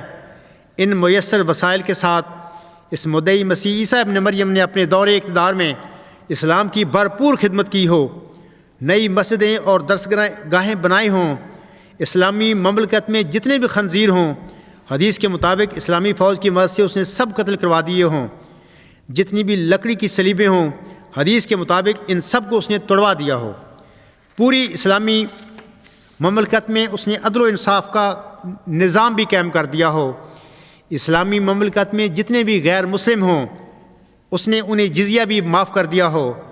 اتفاق سے اس وقت اسلامی مملکت کافی امیر ہو، مدعی مسیح موعود کے خلیفہ کی ہونے کی وجہ سے چونکہ ملک کا خزانہ اس کے کنٹرول میں ہو، لہذا اس نے عام مسلمانوں میں حدیث کے مطابق خوب مال تقسیم کیا ہو، اس نے صداقت اسلام کے لیے کچھ کتابیں لکھی ہوں، اپنے متحد علماء کی مدد سے اس نے قرآن مجید کی ایک تفسیر کبیر بھی لکھ دی ہو۔ ایک مضبوط اسلامی فوج کے ساتھ اس نے ارد گرد کی غیر اسلامی ریاستوں پر حملہ کر کے انہیں مسلم ریاستوں میں بدل کر کروڑ غیر مسلموں کو دائرہ اسلام میں داخل بھی کر دیا ہو، جیسا کہ حضرت صلی اللہ علیہ وآلہ وسلم نے فرمایا ہے۔ ابو ہریرہ سے یہ روایت ہے، ہم فرماتے ہیں کہ رسول اللہ صلی اللہ علیہ وآلہ وسلم نے فرمایا، اس ذات کی قسم جس کے قبضہ میں میری جان ہے، عیسیٰ ابن مریم ضرور تم میں نازل ہوں گے اور عادل حاکم ہوں گے، صلیب کو توڑیں گے، خنزیر کو قتل کریں گے، جزیہ معاف کریں گے، مال عام ہو جائے گا، یہاں تک کہ کوئی اس کو قبول نہیں کرے گا، یہاں تک کہ ایک سجدہ دنیا و مافیا سے بہتر ہوگا۔ پھر ابو ہریرہ رضی اللہ تعالیٰ عنہ کہتے ہیں کہ اگر چاہتی ہو تو یہ آیت پڑھو، نہیں کوئی اہل کتاب سے مگر اس کے مرنے سے پہلے ایمان لے آئے گا۔ یہ متفق علیہ حدیث ہے۔ سامعین کرام، اب اصلی مسیح عیسیٰ ابن مریم جو 2000 سال پہلے موسوی مریم علیہ السلام کے گھر میں بن باپ پیدا ہوا تھا اور جس پر انجیل نازل ہوئی تھی، اس کا دعویٰ رکھنے والے شخص نے بظاہر حضرت صلی اللہ علیہ وآلہ وسلم کی حدیث کے مطابق سب کارنامے حرف بحرف سر انجام دے دیے ہوں اگر وہ کر دے، اور احادیث میں بیان فرمودہ نشانیاں بھی اس کے وجود میں 100% پوری ہو جائیں، یعنی اس نے امت مسلمہ کا حاکم بن کر ہر طرف عدل و انصاف قائم کر دیا ہو، لکڑی کی تمام صلیبیں توڑ دی ہوں، خنزیروں کو قتل کر دیا ہو، جزیہ معاف کر دیا ہو، اس کے دور حکومت میں مال و دولت عام ہونے کی وجہ سے لوگ مال و دولت سے بے رغبت بھی ہو جائیں، اور اس نے کروڑ غیر مسلموں کو دین اسلام میں بھی داخل کر لیا ہو۔ اے میرے احمدی بھائیوں، آپ سے میرا سوال ہے کہ حضرت صلی اللہ علیہ وآلہ وسلم کی نزول مسیح عیسیٰ ابن مریم کی پیشگوئی کے سلسلے میں 2000 سال پہلے حضرت مریم علیہ السلام کے گھر میں بن باپ پیدا ہونے والے مسیح عیسیٰ ابن مریم ہونے کا اصالتاً دعویٰ رکھنے والے کسی شخص جس نے حضرت صلی اللہ علیہ وآلہ وسلم کی حدیث کے مطابق سارے مفروضہ امور کو سر انجام دینے کے علاوہ قرۂ ارض کے ایک بڑے کثیر حصے پر دین اسلام کو غالب بھی کر دیا ہو، کیا ایسے انسان کا دعویٰ کہ میں وہی مسیح عیسیٰ ابن مریم ہوں جو حضرت مسیح عیسیٰ ابن مریم کی ماں تھی جن کے گھر میں وہ باپ پیدا ہوئے تو میں وہی ہوں، کیا ایسا دعویٰ سچا ہو سکتا ہے کسی انسان کا؟ یہ کارنامے بھی وہ سارے کر دے، لیکن اس کے باوجود بھی کیا ہم یقین کر سکتے ہیں اس کے کہ وہ بندہ سچا ہو سکتا ہے؟ کیونکہ وہ بندہ تو 2000 پہلے پیدا ہو کے رسالت کر کے فوت ہو چکا ہے، قرآن میں بتا رہا ہے۔ تو اگر میرا صاحب اسلام سے پہلے کوئی ایسا مدعی آتا، یہ باتیں جو میں نے پڑھی ہیں اس کے وجود میں پوری بھی ہو جاتی ہیں، وہ کہتا ہے کہ میں وہی مریم کے گھر میں بن باپ پیدا ہونے والا وہی مسیح عیسیٰ ابن مریم ہوں، آسمان سے میں نازل ہوا ہوں آنسم کی حدیث کے مطابق، کیا اس کا دعویٰ سچا ہو سکتا ہے؟ ہرگز نہیں ہو سکتا، کیونکہ ہم ایسی صورت میں یہ کہیں گے کہ یہ جو اس نے کارنامے دیے ہیں اس کی کوئی وجہ کچھ اور ہوگی، کوئی اس کی آزمائش ہوگی، یا اللہ تعالیٰ نے اس کو ٹیسٹ کرنا ہوگا کہ یہ بندہ کرتا کیا ہے۔ تو یہی جو بات ہے میں آپ لوگوں سے کہتا ہوں کہ جناب بشیر الدین محمود احمد صاحب کے جو کارناموں کی ہم بات کرتے ہیں، ان کے کارناموں کی حیثیت اور حقیقت بھی یہی ہے، کیونکہ وہ ذکی غلام، وہ مسلم بہت تو مرزا صاحب کے گھر میں پیدا ہی نہیں ہوا، تو وہ مرزا صاحب کو لڑکا کیسے ہو سکتا ہے؟ یہ میں نہیں کہہ رہا، اللہ تعالیٰ فرما رہا ہے، اللہ تعالیٰ کا کلام جو مرزا صاحب پر نازل ہوا وہ کہہ رہا ہے کہ وہ مرزا صاحب علیہ السلام کے گھر میں اللہ نے وہ پیدا ہی نہیں کیا۔ تو اگر جتنے کارنامے جماعت احمدیہ قادیان بتاتی ہے بشیر الدین محمود کے، اس کو چھوڑ اگر آج دنیا پر پورا بر اعظم ایشیا بھی احمدیت میں داخل ہوا ہوتا اور جماعت احمدیہ یہ سٹینڈ لیتی کہ جناب پورا ایشیا احمدی ہو گیا ہے مرزا بشیر الدین محمود احمد کی وجہ سے، تب بھی مرزا بشیر الدین محمود احمد ذکی غلام نہیں ہو سکتے، تب بھی وہ مسلم موعود نہیں ہو سکتے، جس کی خبر اللہ تعالیٰ نے 1881 سے لے کر 6-7 نومبر 1907 تک مرزا صاحب اسلام پر اس کی بشارت نازل فرمائی تھی، وہ نہیں ہو سکتا۔ تو یہ کارنامے میں پہلے بتا چکا ہوں، اس لیے ہوئے ہیں کہ وہ موعود لڑکا سے متعلقہ پیشگوئی کے مصداق ضرور تھے۔ میرا جماعت احمدیہ قادیان سے اس معاملے میں کوئی اختلاف نہیں، پیشگوئی میں 2 وجود ہیں، ایک لڑکا ہے، ایک ذکی غلام ہے۔ ذکی غلام کو میرا صاحب نے مسلم موعود کہا ہے، لڑکے سے متعلقہ پیشگوئی کے مصداق وہ تھے، لیکن انہوں نے دعویٰ کی، یہ غلطی اصل ہے، انہوں نے دعویٰ کیا میں مسلم موعود ہوں، اور وہ جو ذکی غلام تھا آنے والا بعد میں اس کا راستہ انہوں نے بند کر دیا۔ یہ جو تماشے اب ہو رہے ہیں، جماعت احمدیہ کی خلافت جاری ہے، انتخاب ہو رہا ہے، کیا ضرورت ہے مجدد کے آنے کی، کیا ضرورت ہے کسی مسئلے کے آنے کی؟ یہ سارے اسی وجہ سے اب ہو رہے ہیں کہ اس کا 1944 میں ہی اس وجود کا غلط طور پر دعویٰ کر لیا گیا ہے، اور دعویٰ کرنے کا مقصد میں سمجھتا ہوں کہ یہی تھا کہ آگے آئندہ ہماری خاندانی خلافت چلے۔ میں آپ کو ثبوت کے طور پر پیش بتاتا ہوں کہ 1954 سے لے کر آج تک جماعت احمدیہ قادیان میں خلافت کس کی ہے؟ کیا انہی لوگوں کی نہیں؟ پہلے بشیر الدین محمود احمد، پھر ان کا بیٹا، پھر ان کے اگلا بیٹا، پھر آج بھی ان کو مرزا بشیر الدین محمود کا نواسہ ہے۔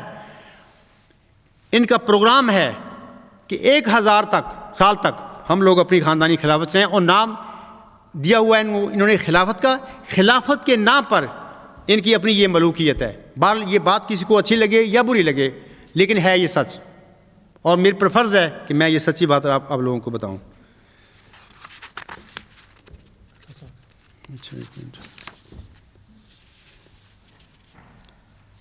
میں اس ضمن میں ابھی جواب میرا مکمل نہیں ہوا، میں ایک دو باتیں اور بتانا چاہتا ہوں کہ آپ لوگوں کو پتہ ہوگا کہ جناب مولوی محمد علی صاحب کا شمار جو ہے اکابر اصحاب احمد رضی اللہ تعالیٰ عنہ میں ہوتا ہے. مولوی محمد علی صاحب جو جماعت احمدیہ لاہور، جو انجمن اشاعت اسلام لاہور تھی، ان کے وہ پہلے امیر تھے. وہ حضور حضرت مرزا صاحب وسلم کے جید صحابی ہیں. آپ خلیفہ ثانی صاحب کو مسلم موعود بنانے والوں اور جناب خلیفہ ثانی صاحب کے دعویٰ کے سلسلے میں اپنے رسالہ المسلح الموعود میں لکھتے ہیں. یہ میں نہیں کہہ رہا، وہ بڑا عظیم صحابی ہے، اختلاف اپنی جگہ پہ ہے، لیکن جماعت احمدیہ بھی ان کو صحابی مانتی ہے. وہ کیا لکھتے ہیں سنیے. وہ لکھتے ہیں کہ میاں محمود احمد صاحب کے مسلم موعود ہونے کے متعلق سب سے پہلے پیر منظور احمد صاحب نے 27 مئی 1914 کو، یعنی اختلاف کے 2.5 ماہ بعد، ایک مضمون لکھا جو رسالہ تشیع الاذہان میں شائع ہوا. اس کے جواب میں جون 1914 میں میں نے ایک رسالہ بنام المسلح الموعود لکھا، جس میں میں نے حضرت مسیح موعود علیہ السلام کی اپنی تحریروں سے اور آپ کے اپنے الہامات سے یہ ثابت کیا تھا کہ حضرت صاحب کے تینوں موجود بیٹے، یعنی مرزا بشیر الدین محمود احمد، مرزا بشیر احمد اور مرزا شریف احمد، اپنی اپنی جگہ پر حضرت صاحب کی دوسری پیشگوئیوں کے مصداق ضرور ہیں، مگر مسلم موعود والی پیشگوئی کا کوئی بھی ان میں سے مصداق نہیں. اور حضرت صاحب کو ان تینوں کی پیدائش کے بعد الہاماً یہ معلوم ہوا تھا کہ وہ موعود اب تک پیدا نہیں ہوا، بلکہ ان کے بعد پیدا ہوگا. پیر صاحب نے جو بنیاد رکھی تھی، جماعت احمدیہ قادیان اس پر 30 سال برابر عمارت بناتی چلی گئی، یہاں تک کہ فروری 1944 کے شروع میں جناب میاں صاحب نے بھی کہہ دیا کہ مجھے خواب آ گیا ہے کہ میں ہی مسلم موعود ہوں. اس اختتامی اداکاری کے بعد جماعت احمدیہ قادیان کا حقائق کی طرف توجہ کرنا اور بھی زیادہ مشکل ہے. لیکن معذراتم الی ربکم ولعلہم یتقون کا ارشاد اس بات کا مقتضی ہے کہ کوئی قوم کتنی بھی لاپرواہ ہو، نصیحت چھوڑنی نہیں چاہیے. یہ ان کی کتاب المسلح الموعود کے صفحات 3 اور 4 پہ یہ حوالہ ہے. ایک اور حوالہ سن لیجئے. وہ کہتے ہیں اپنے اسی رسالہ میں، اس بات کو معلوم کرنے کے لیے کہ کسی موعود مسلح کی شناخت کے لیے کیا معیار ہوتا ہے، ہمارے لیے یہ ضروری ہے کہ اس سنت اللہ پر غور کریں جس کے مطابق مسلم موعود دنیا میں آیا کرتے ہیں. سب سے پہلے میں اپنے ان احباب کو جو اس معاملہ میں جلد بازی سے کام لے کر محض اپنی خواہش کی پیروی میں کسی شخص کو موعود تجویز کرنا چاہتے ہیں، یہ نصیحت کرنا چاہتا ہوں کہ اس معاملہ میں افراط و تعریف کے مرتکب یکساں ملزم ہیں. یعنی ایک شخص کو جو در حقیقت اللہ کی طرف سے مامور ہو کر آتا ہے اور دنیا کی اصلاح کا کام اس کے سپرد کیا جاتا ہے، اور کسی پہلے نبی یا ولی کی پیشگوئیاں بھی اس پر صادق آتی ہیں، رد کرنے والا ضرور ملزم ہے. مگر ایسا ہی ملزم وہ شخص ہے جو محض ایک قیاس اور اٹکل کی بنا پر اور ان یقینی اور قطعی علامتوں کے پائے جانے کے بغیر جن سے کسی مسلم موعود کی شناخت ہو سکتی ہے، کسی شخص کو مسلم موعود قرار دے لیتا ہے. پس مومن کو چاہیے کہ جس طرح تفرید کے پہلو سے بچنا چاہیے، اسی طرح افراد کے پہلو سے بھی بچنا چاہیے. اس شخص کے لیے جو ایک مقام کا حقدار نہیں، وہ مقام تجویز کر دینا ایسے ہی ہے جیسا کہ حقدار کو وہ مقام دینے سے انکار کرنا جس کا وہ حقدار ہے. اگر وہ مسلم موعود جس کا وعدہ حضرت مسیح موعود سامنے دیا ہے ابھی ظاہر نہیں ہوا، تو کیا اس کے ظہور سے پہلے ہمارا ایک شخص کو ایسا مسلم موعود قرار دے لینا یہ معنی نہیں رکھتا کہ ہم نے اصل مسلم موعود کا انکار کر دیا ہے اور اس کا مقام کسی اور کو دے کر اللہ تعالیٰ کے حضور جواب دہ ہو گئے ہیں؟ یہ مقام شوخی کا نہیں بلکہ ڈر کا مقام ہے. سب باتوں پر غور کر کے پھر کسی نتیجے پر پہنچنا چاہیے، نہ ایک نفسیاتی جوش کے متحد جب ایک دل خیال میں آیا تو اس کے ساتھ سنت اللہ کی پرواہ نہ کی اور ایک خواہش نفس پر اصول دین کو قربان کر دیا. المسلح الموعود صفحات 22 اور 23 ہیں. میں کسی مدبر کے ان الفاظ پر اپنی بات ختم کرتا ہوں. یہ اس سوال کے سلسلے میں وہ لکھتا ہے کہ فکر و نظر کا اختلاف 100% برحق. تجزیہ کرنے میں غلطی ہو سکتی ہے، غلطی ہو جائے تو اعتراف کر لینا چاہیے یا اس کا دفاع کرتے رہنا چاہیے، اس سے بیاہ کر لینا چاہیے اور اولاد پیدا کرنی چاہیے. سچائی بانجھ ہو سکتی ہے سامعین کرام، مگر غلطی بانجھ نہیں ہوتی. پہچان لینے کے بعد ددکار نہ دی جائے تو بچے جنتی ہے اور جنتی ہی چلی جاتی ہے. बड़े बड़ों पर ये भेद नहीं खुलता, उम्र भर वो झूठ की फिक्री औलाद पालते रहते हैं और उम्र भर दूसरों को कोसते रहते हैं। सच्चाई तो उसके कल्ब व दिमाग पर उतरती है सामिन कराम, जो आरज़ूमंद हो। पहम दुआ करता रहे, पहम अपने अंदर झांकता रहे, इहदिन सिरातल मुस्तकीम, इहदिन सिरातल मुस्तकीम पुकारता रहे, ज़बान से नहीं दिल से, दिल की गहराइयों से। आपके सवाल का जवाब हो गया। वालेकुम सलाम। हुजूर, ये एक सवाल है एक अहमदी दोस्त का। उनका सवाल है कि आपके दावा के बाद अगर कोई मिर्ज़ा मसरूर अहमद साहब के हाथ पर बैत करता है तो आपकी नज़र में वो अहमदी है या नहीं? थोड़ा सा आगे हो कि हाँ आपके अगर कोई शख्स मिर्ज़ा मसूद अहमद की बैत करता है तो आपकी नज़र में वो अहमदी है? जी जी हाँ ठीक है, मैं समझ गया हूँ। बात ये है कि हज़रत मिर्ज़ा साहब सामने अल वसीयत में ये फरमा दिया था, दोनों इंसानों की या सिलसिलों की बात बता दी थी। एक तो ये है कि इंतखाबी सिलसिले की उन्होंने बात फरमा दी थी, और उसकी भी बात फरमा दी थी कि जो रूहुल कुदस पाकर खड़ा होने वाला था। और याद रखें कि रूहुल कुदस पाकर खड़ा होने वाला जो उन्होंने फरमाया है, ये उन्होंने दरअसल उसी ज़की ग़ुलाम की बात की है जिसकी पेशगोई 20 फरवरी 1886 में उन पर नाजिल हुई थी। और ये नसीहत कर दी अपनी जमात को कि मेरे जाने के बाद जिस आदमी पर 4 आदमी इत्तफाक करें बैत लेने के लिए, वो मजाज है, कर सकता है तो वो बैत ले। अच्छा, ये सिलसिला उस वक्त तक चलना था, या ये अबूरी सिस्टम था उस वक्त तक था जब वो ज़की ग़ुलाम रूहुल कुदस पाकर खड़ा नहीं हो जाता। जब अल्लाह ताला किसी को बतौर ज़की ग़ुलाम खड़ा नहीं कर देता, इल्हाम के साथ, रूहुल कुदस के साथ, जब वो खड़ा होता, ज़ाहिर है उसने जमात अहमदिया में ही खड़ा होना था। जब वो खड़ा होता तो उस वक्त का जो भी 40 बंदों ने या 150 ने जो बनाया हुआ खलीफा था, उसका इतना हक था कि उसके दावे का उसका सबूत लेता कि जनाब आप दावा कर रहे हैं, उसका सबूत दें, दलील पेश करें। उनकी बहस होती, अगर वो सच्चा होता तो उस खलीफे का काम था कि उसका काम ख़त्म, वो जो 40 बंदियों वाला सिलसिला वो ख़त्म हो गया, यानी रूहुल कुदस पाकर खड़ा होने वाला आ गया। उसके बाद जब तक वो खलीफा था, ठीक है, वो चलता। उसके वफ़ात के बाद वो जो आने वाला मुदई था, ज़की ग़ुलाम था, ये जमात वो उसकी जमात की, वो जमात का रहबर था, वो कायद था, अल्लाह ने उसको खड़ा किया था। तो ये काम सारे हज़रत मिर्ज़ा साहब जो के चौथे खलीफा थे, खलीफा राबिद साहब को उसकी ज़िंदगी में हो गए। मैंने उनके आगे दावा रखा, मेरे खतूत पढ़े और अपनी ज़िंदगी में वो खामोश हो गए, मेरे दावे को नहीं जुटाया, बल्कि उन्होंने अपने मंजूम कलाम में इस आजिज़ की तस्दीक फरमाई है, अल्लाह ने उनसे करवाई है। मैंने ये सारी बातें लिख के उनको भेजी कि जनाब ये आप मेरी तस्दीक कर रहे हैं। इसके बावजूद भी ये सब बातों का उनको पता लग गया था, लेकिन ये ख़ानदानी खिलाफत को छोड़ना एक बहुत बड़ा भारी पत्थर था जो उनसे उठाया नहीं गया। अगर हक़ और सदाकत होती उनमें, या वाकई उनका तकवा इतना अजीम होता, तो खड़े होकर स्टेज पे कहते कि जनाब ये अब्दुल गफ़ार जंबा ये दावा कर रहा है और इसको हम जुटला नहीं सकते। अगर जुटला सकते थे, जुटलाते। तो उनके जाने के बाद इस जमात के लिए कोई गुंजाइश नहीं कि कोई अपना इंतखाब करते खलीफा बनाते फिरते, क्योंकि खुदा ने मिर्ज़ा साहब अलैहिस्सलाम की बताने के मुताबिक, और जब तक कोई खुदा से रूहुल कुदस पाकर खड़ा ना हो, वो आ गया था। तो अब मैं समझता हूँ कि जो लोग भी खलीफे बनने फिरते हैं मेरी मौजूदगी में, और जो इनकी बैतें कर रहे हैं, सब ये फासिक लोग हैं, इनकी कोई बातें नहीं और कोई अल्लाह की जनाब में ये मकबूल नहीं है। अगर तुम चाहते हो कि मिर्ज़ा ग़ुलाम की कोई बरकत पाएँ, अगर आप नूर ढूंढते हैं कि आपको मिर्ज़ा साहब अलैहिस्सलाम की ग़ुलामी में मिले, तो आप उसके ग़ुलाम के कदमों में आएँ, आपको सब कुछ मिलेगा। इस ग़ुलाम के बाहर तुम्हें कुछ नहीं मिलेगा, क्योंकि ये जो तादादों वाले हैं, ये बड़े सिस्टम चला के फिर रहे हैं, ये सब अब फासिक बन चुके हैं, क्योंकि इन्होंने मऊज़ ज़की ग़ुलाम मसीह ज़ुमान का इनकार कर दिया है।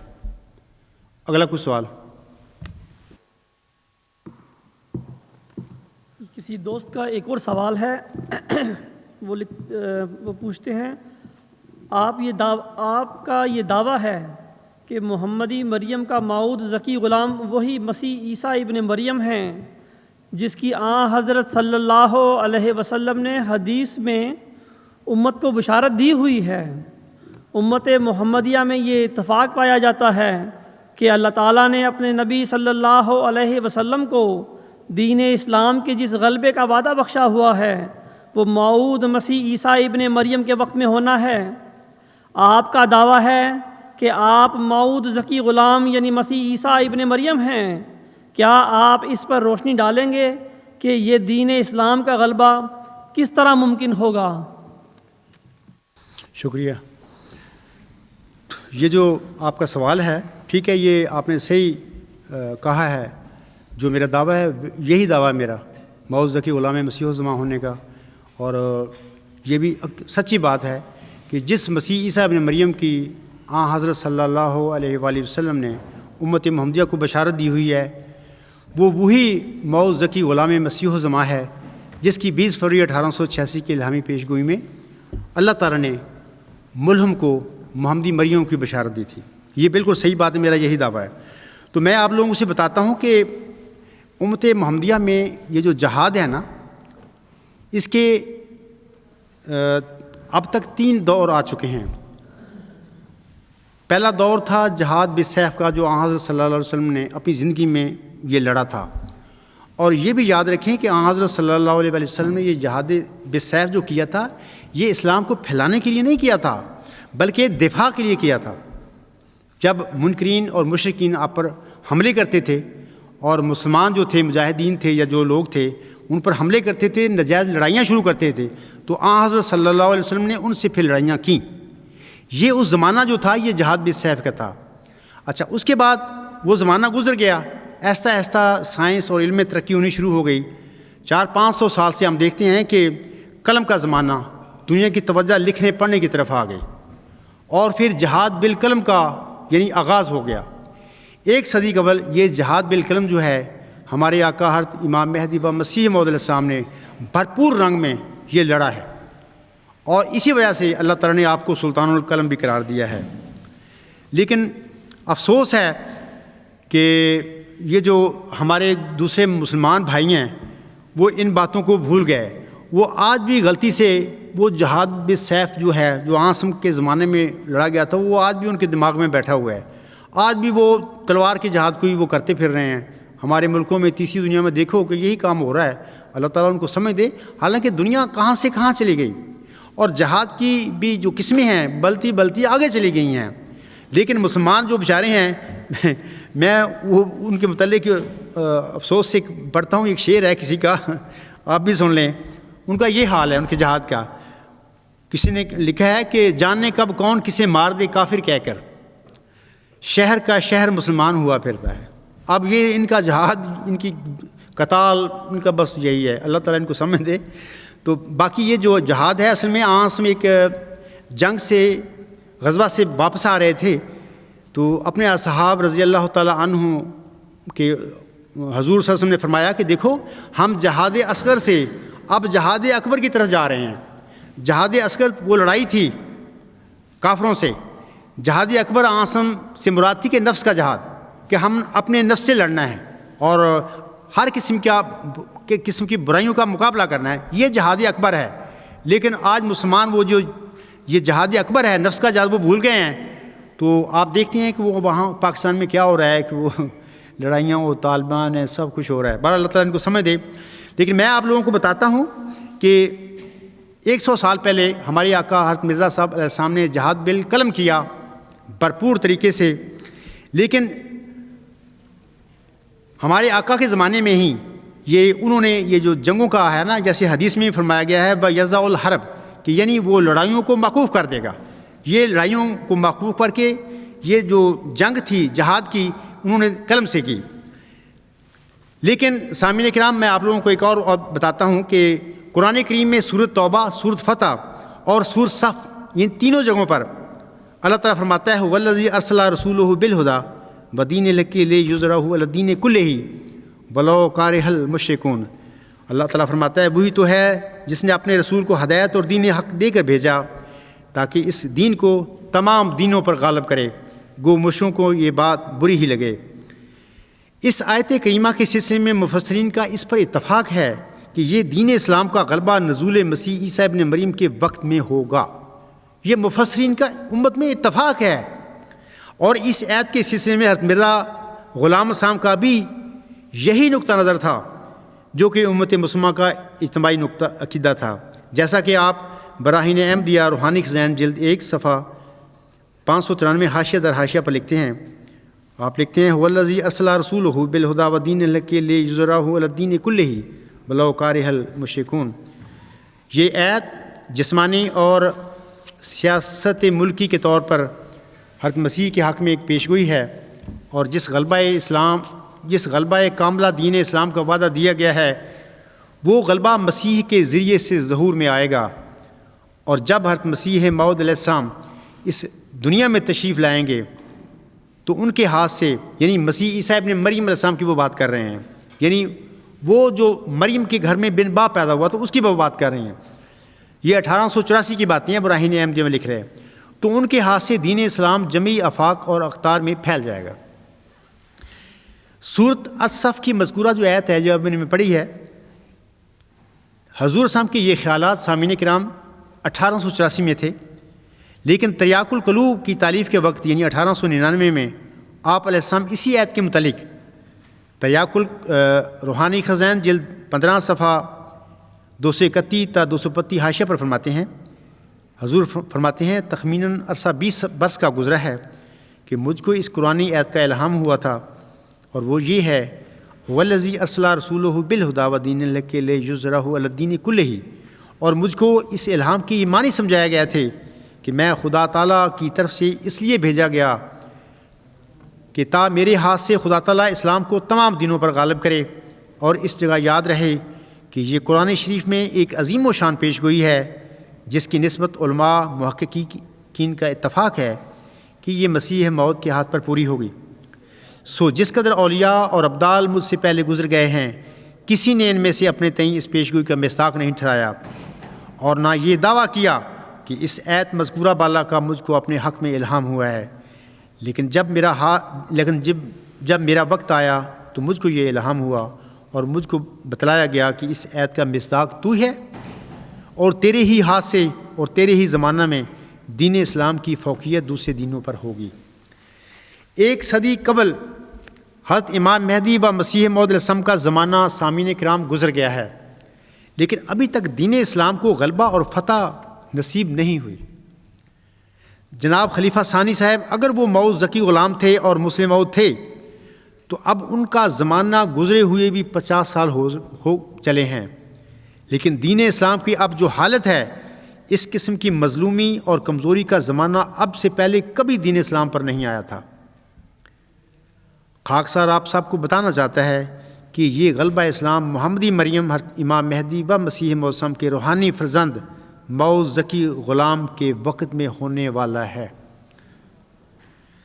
حضور اسلام کے موعود ذکی غلام کو بھی اللہ تعالیٰ نے مسیح عیسیٰ ابن مریم قرار دیا ہوا ہے، جیسا کہ آپ سے فرماتے ہیں.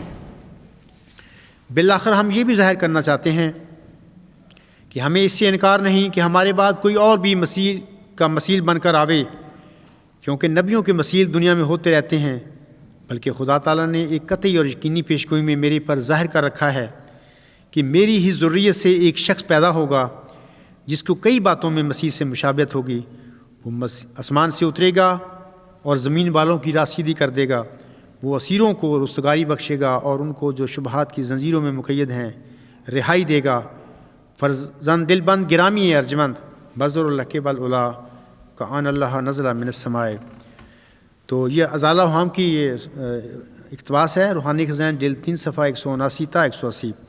اسی طرح میں ایک اور اقتباس پیش کرتا ہوں حضور صاحب کا، یہ بھی ازالہ ہم روحانی خزائن جلد 3 صفحہ 318 پہ ہے. حضور صاحب فرماتے ہیں اس مسیح کو بھی یاد رکھو جو اس عاجز کی ذریت میں سے ہے، جس کا نام ابن مریم بھی رکھا گیا ہے، کیونکہ اس عاجز کو براہین میں مریم کے نام سے بھی پکارا گیا ہے.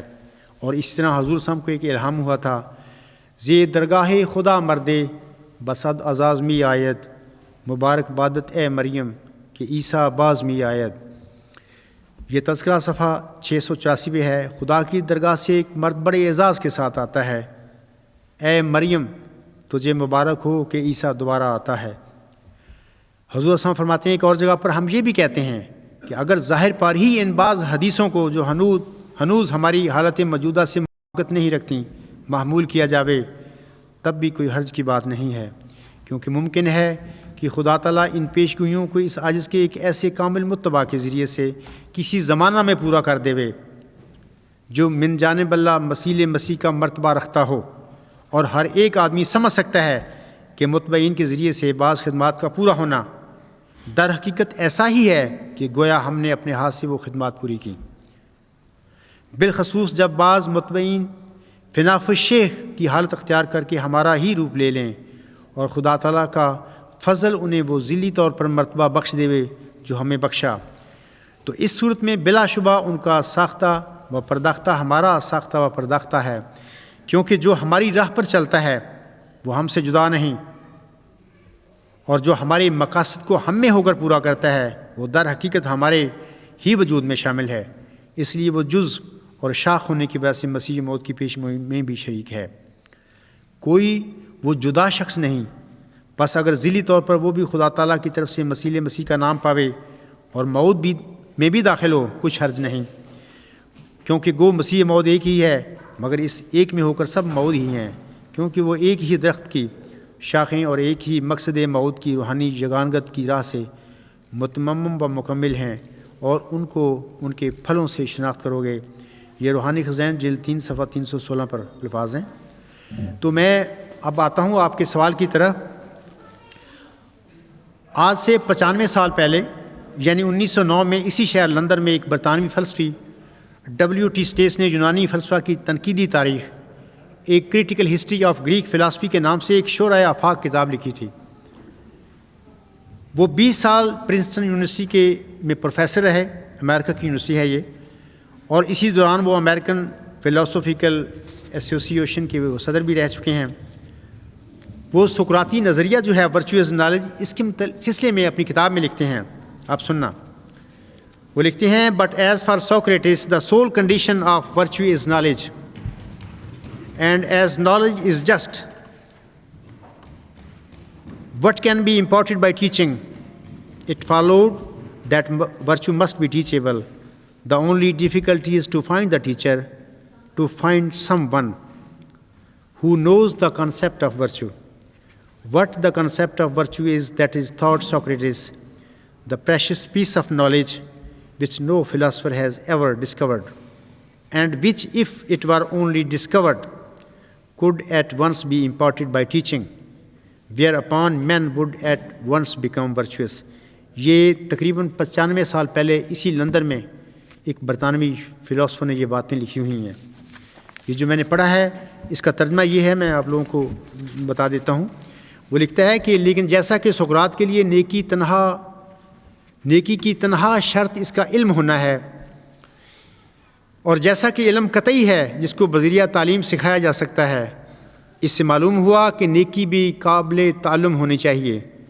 مشکل صرف یہ ہے کہ کسی معلم کو ڈھونڈا جائے جو نیکی کا تصور جانتا ہو، نیکی کا وہ تصور جسے سقراط نے سوچا، اور جو علم کا انمول جز ہے جس کو کسی مفکر نے آج تک دریافت نہیں کیا، اور اگر کبھی وہ دریافت ہو گیا تو فوراً اسے پڑھایا جائے گا، اور اس طرح انسان فوراً نیک ہو جائیں گے۔ یہ وہ موعود معلم مسیح عیسیٰ ابن مریم ہیں سامعین کرام، جن کے ہاتھوں دین اسلام کی فتح اور غلبے کا مشن مکمل ہونا ہے۔ علامہ اقبال صاحب ایک ویژنری انسان تھے، وہ اسی ضمن میں وہ اسی موعود معلم جو ہے مسیح عیسیٰ ابن مریم کے ضمن میں فرماتے ہیں اپنے اشعار میں، وہ لکھتے ہیں تھا جنہیں ذوق تماشا وہ تو رخصت ہو گئے، لے کے اب تو وعدہ دیدار عام آیا تو کیا، آخر شب دید کے قابل تھی بسمل کی تڑپ، صبح دم کوئی اگر بلائے بام آیا تو کیا۔ یہ اقبال کا دین اسلام کی مظلومی کے سلسلے میں ایک شکایت ہے اس موعود معلم سے کہ اب تم آئے ہو کہ جب یہ حال ہو چکا ہے امت کا اور دین اسلام کا۔ اور پھر یہ بھی یاد رکھیں کہ اسلام اور احمدیت کو غیروں نے نقصان نہیں پہنچایا، اپنوں نے پہنچایا۔ اسلام پر جو اس وقت بے بسی اور بے کسی کی حالت ہے، یہ حالت جو ہے اپنوں نے پیدا کی ہے، اپنی خاندانی ملوکیتیں قائم کرتے اور احمدیت کی جو اس وقت حال ہے اس پر پہنچانے والے بھی اپنے ہی لوگ ہیں، غیروں نے نہیں یہ کام کیے۔ بہرحال میں آپ لوگوں کو بتاتا ہوں کہ یہ جو ایک الہامی اشعار جو مجھے اللہ تعالیٰ نے مجھے بخشے ہیں، اکثر میرے مضامین میں اور میری کتاب میں بھی ان کا ذکر ہے، اور ان میں 2 شعر ایسے ہیں میں آپ کو پڑھ کر سناتا ہوں۔ ان میں 2 شعر ایسے یہ اللہ نے الہاماً مجھے بتائے، سکھائے، اور میں نے دعا کی، اور وہ دعا بھی حضرت مرزا صاحب صاحب کے ساتھ مل کر کی۔ ہر آن رکھوں دین کو دنیا پہ میں مقدم، ہر آن رکھوں دین کو دنیا پہ میں مقدم، اسلام کی فتح کا ہو فکر مجھ کو ہر دم، اسلام کی صداقت دنیا میں میں پھیلاؤں، شمع ہدایت ہر گھر میں میں جلاؤں۔ تو میں آپ لوگوں سے کہنا چاہتا ہوں، یہ جو سوال ہے کہ غلبہ اسلام کی دلیل آپ کے پاس کیا ہے، یہ کیسے ہوگا، تو اللہ تعالیٰ نے حضرت امام مہدی و مسیح موعود علیہ السلام کی غلامی اور آپ کی دعا کی قبولیت کے نتیجے میں خاکسار پر نہ صرف سقراطی نظریہ علم کا انکشاف فرمایا ہے، بلکہ خاکسار پر ایک اعلیٰ انتہائی ہماگیر نظریہ جو در حقیقت فتح اور ظفر کی کلید ہے، یعنی ورچوئس گاڈ کا الہام فرما کر دین اسلام کی فتح اور غلبہ کا سامان فراہم کر دیا ہے۔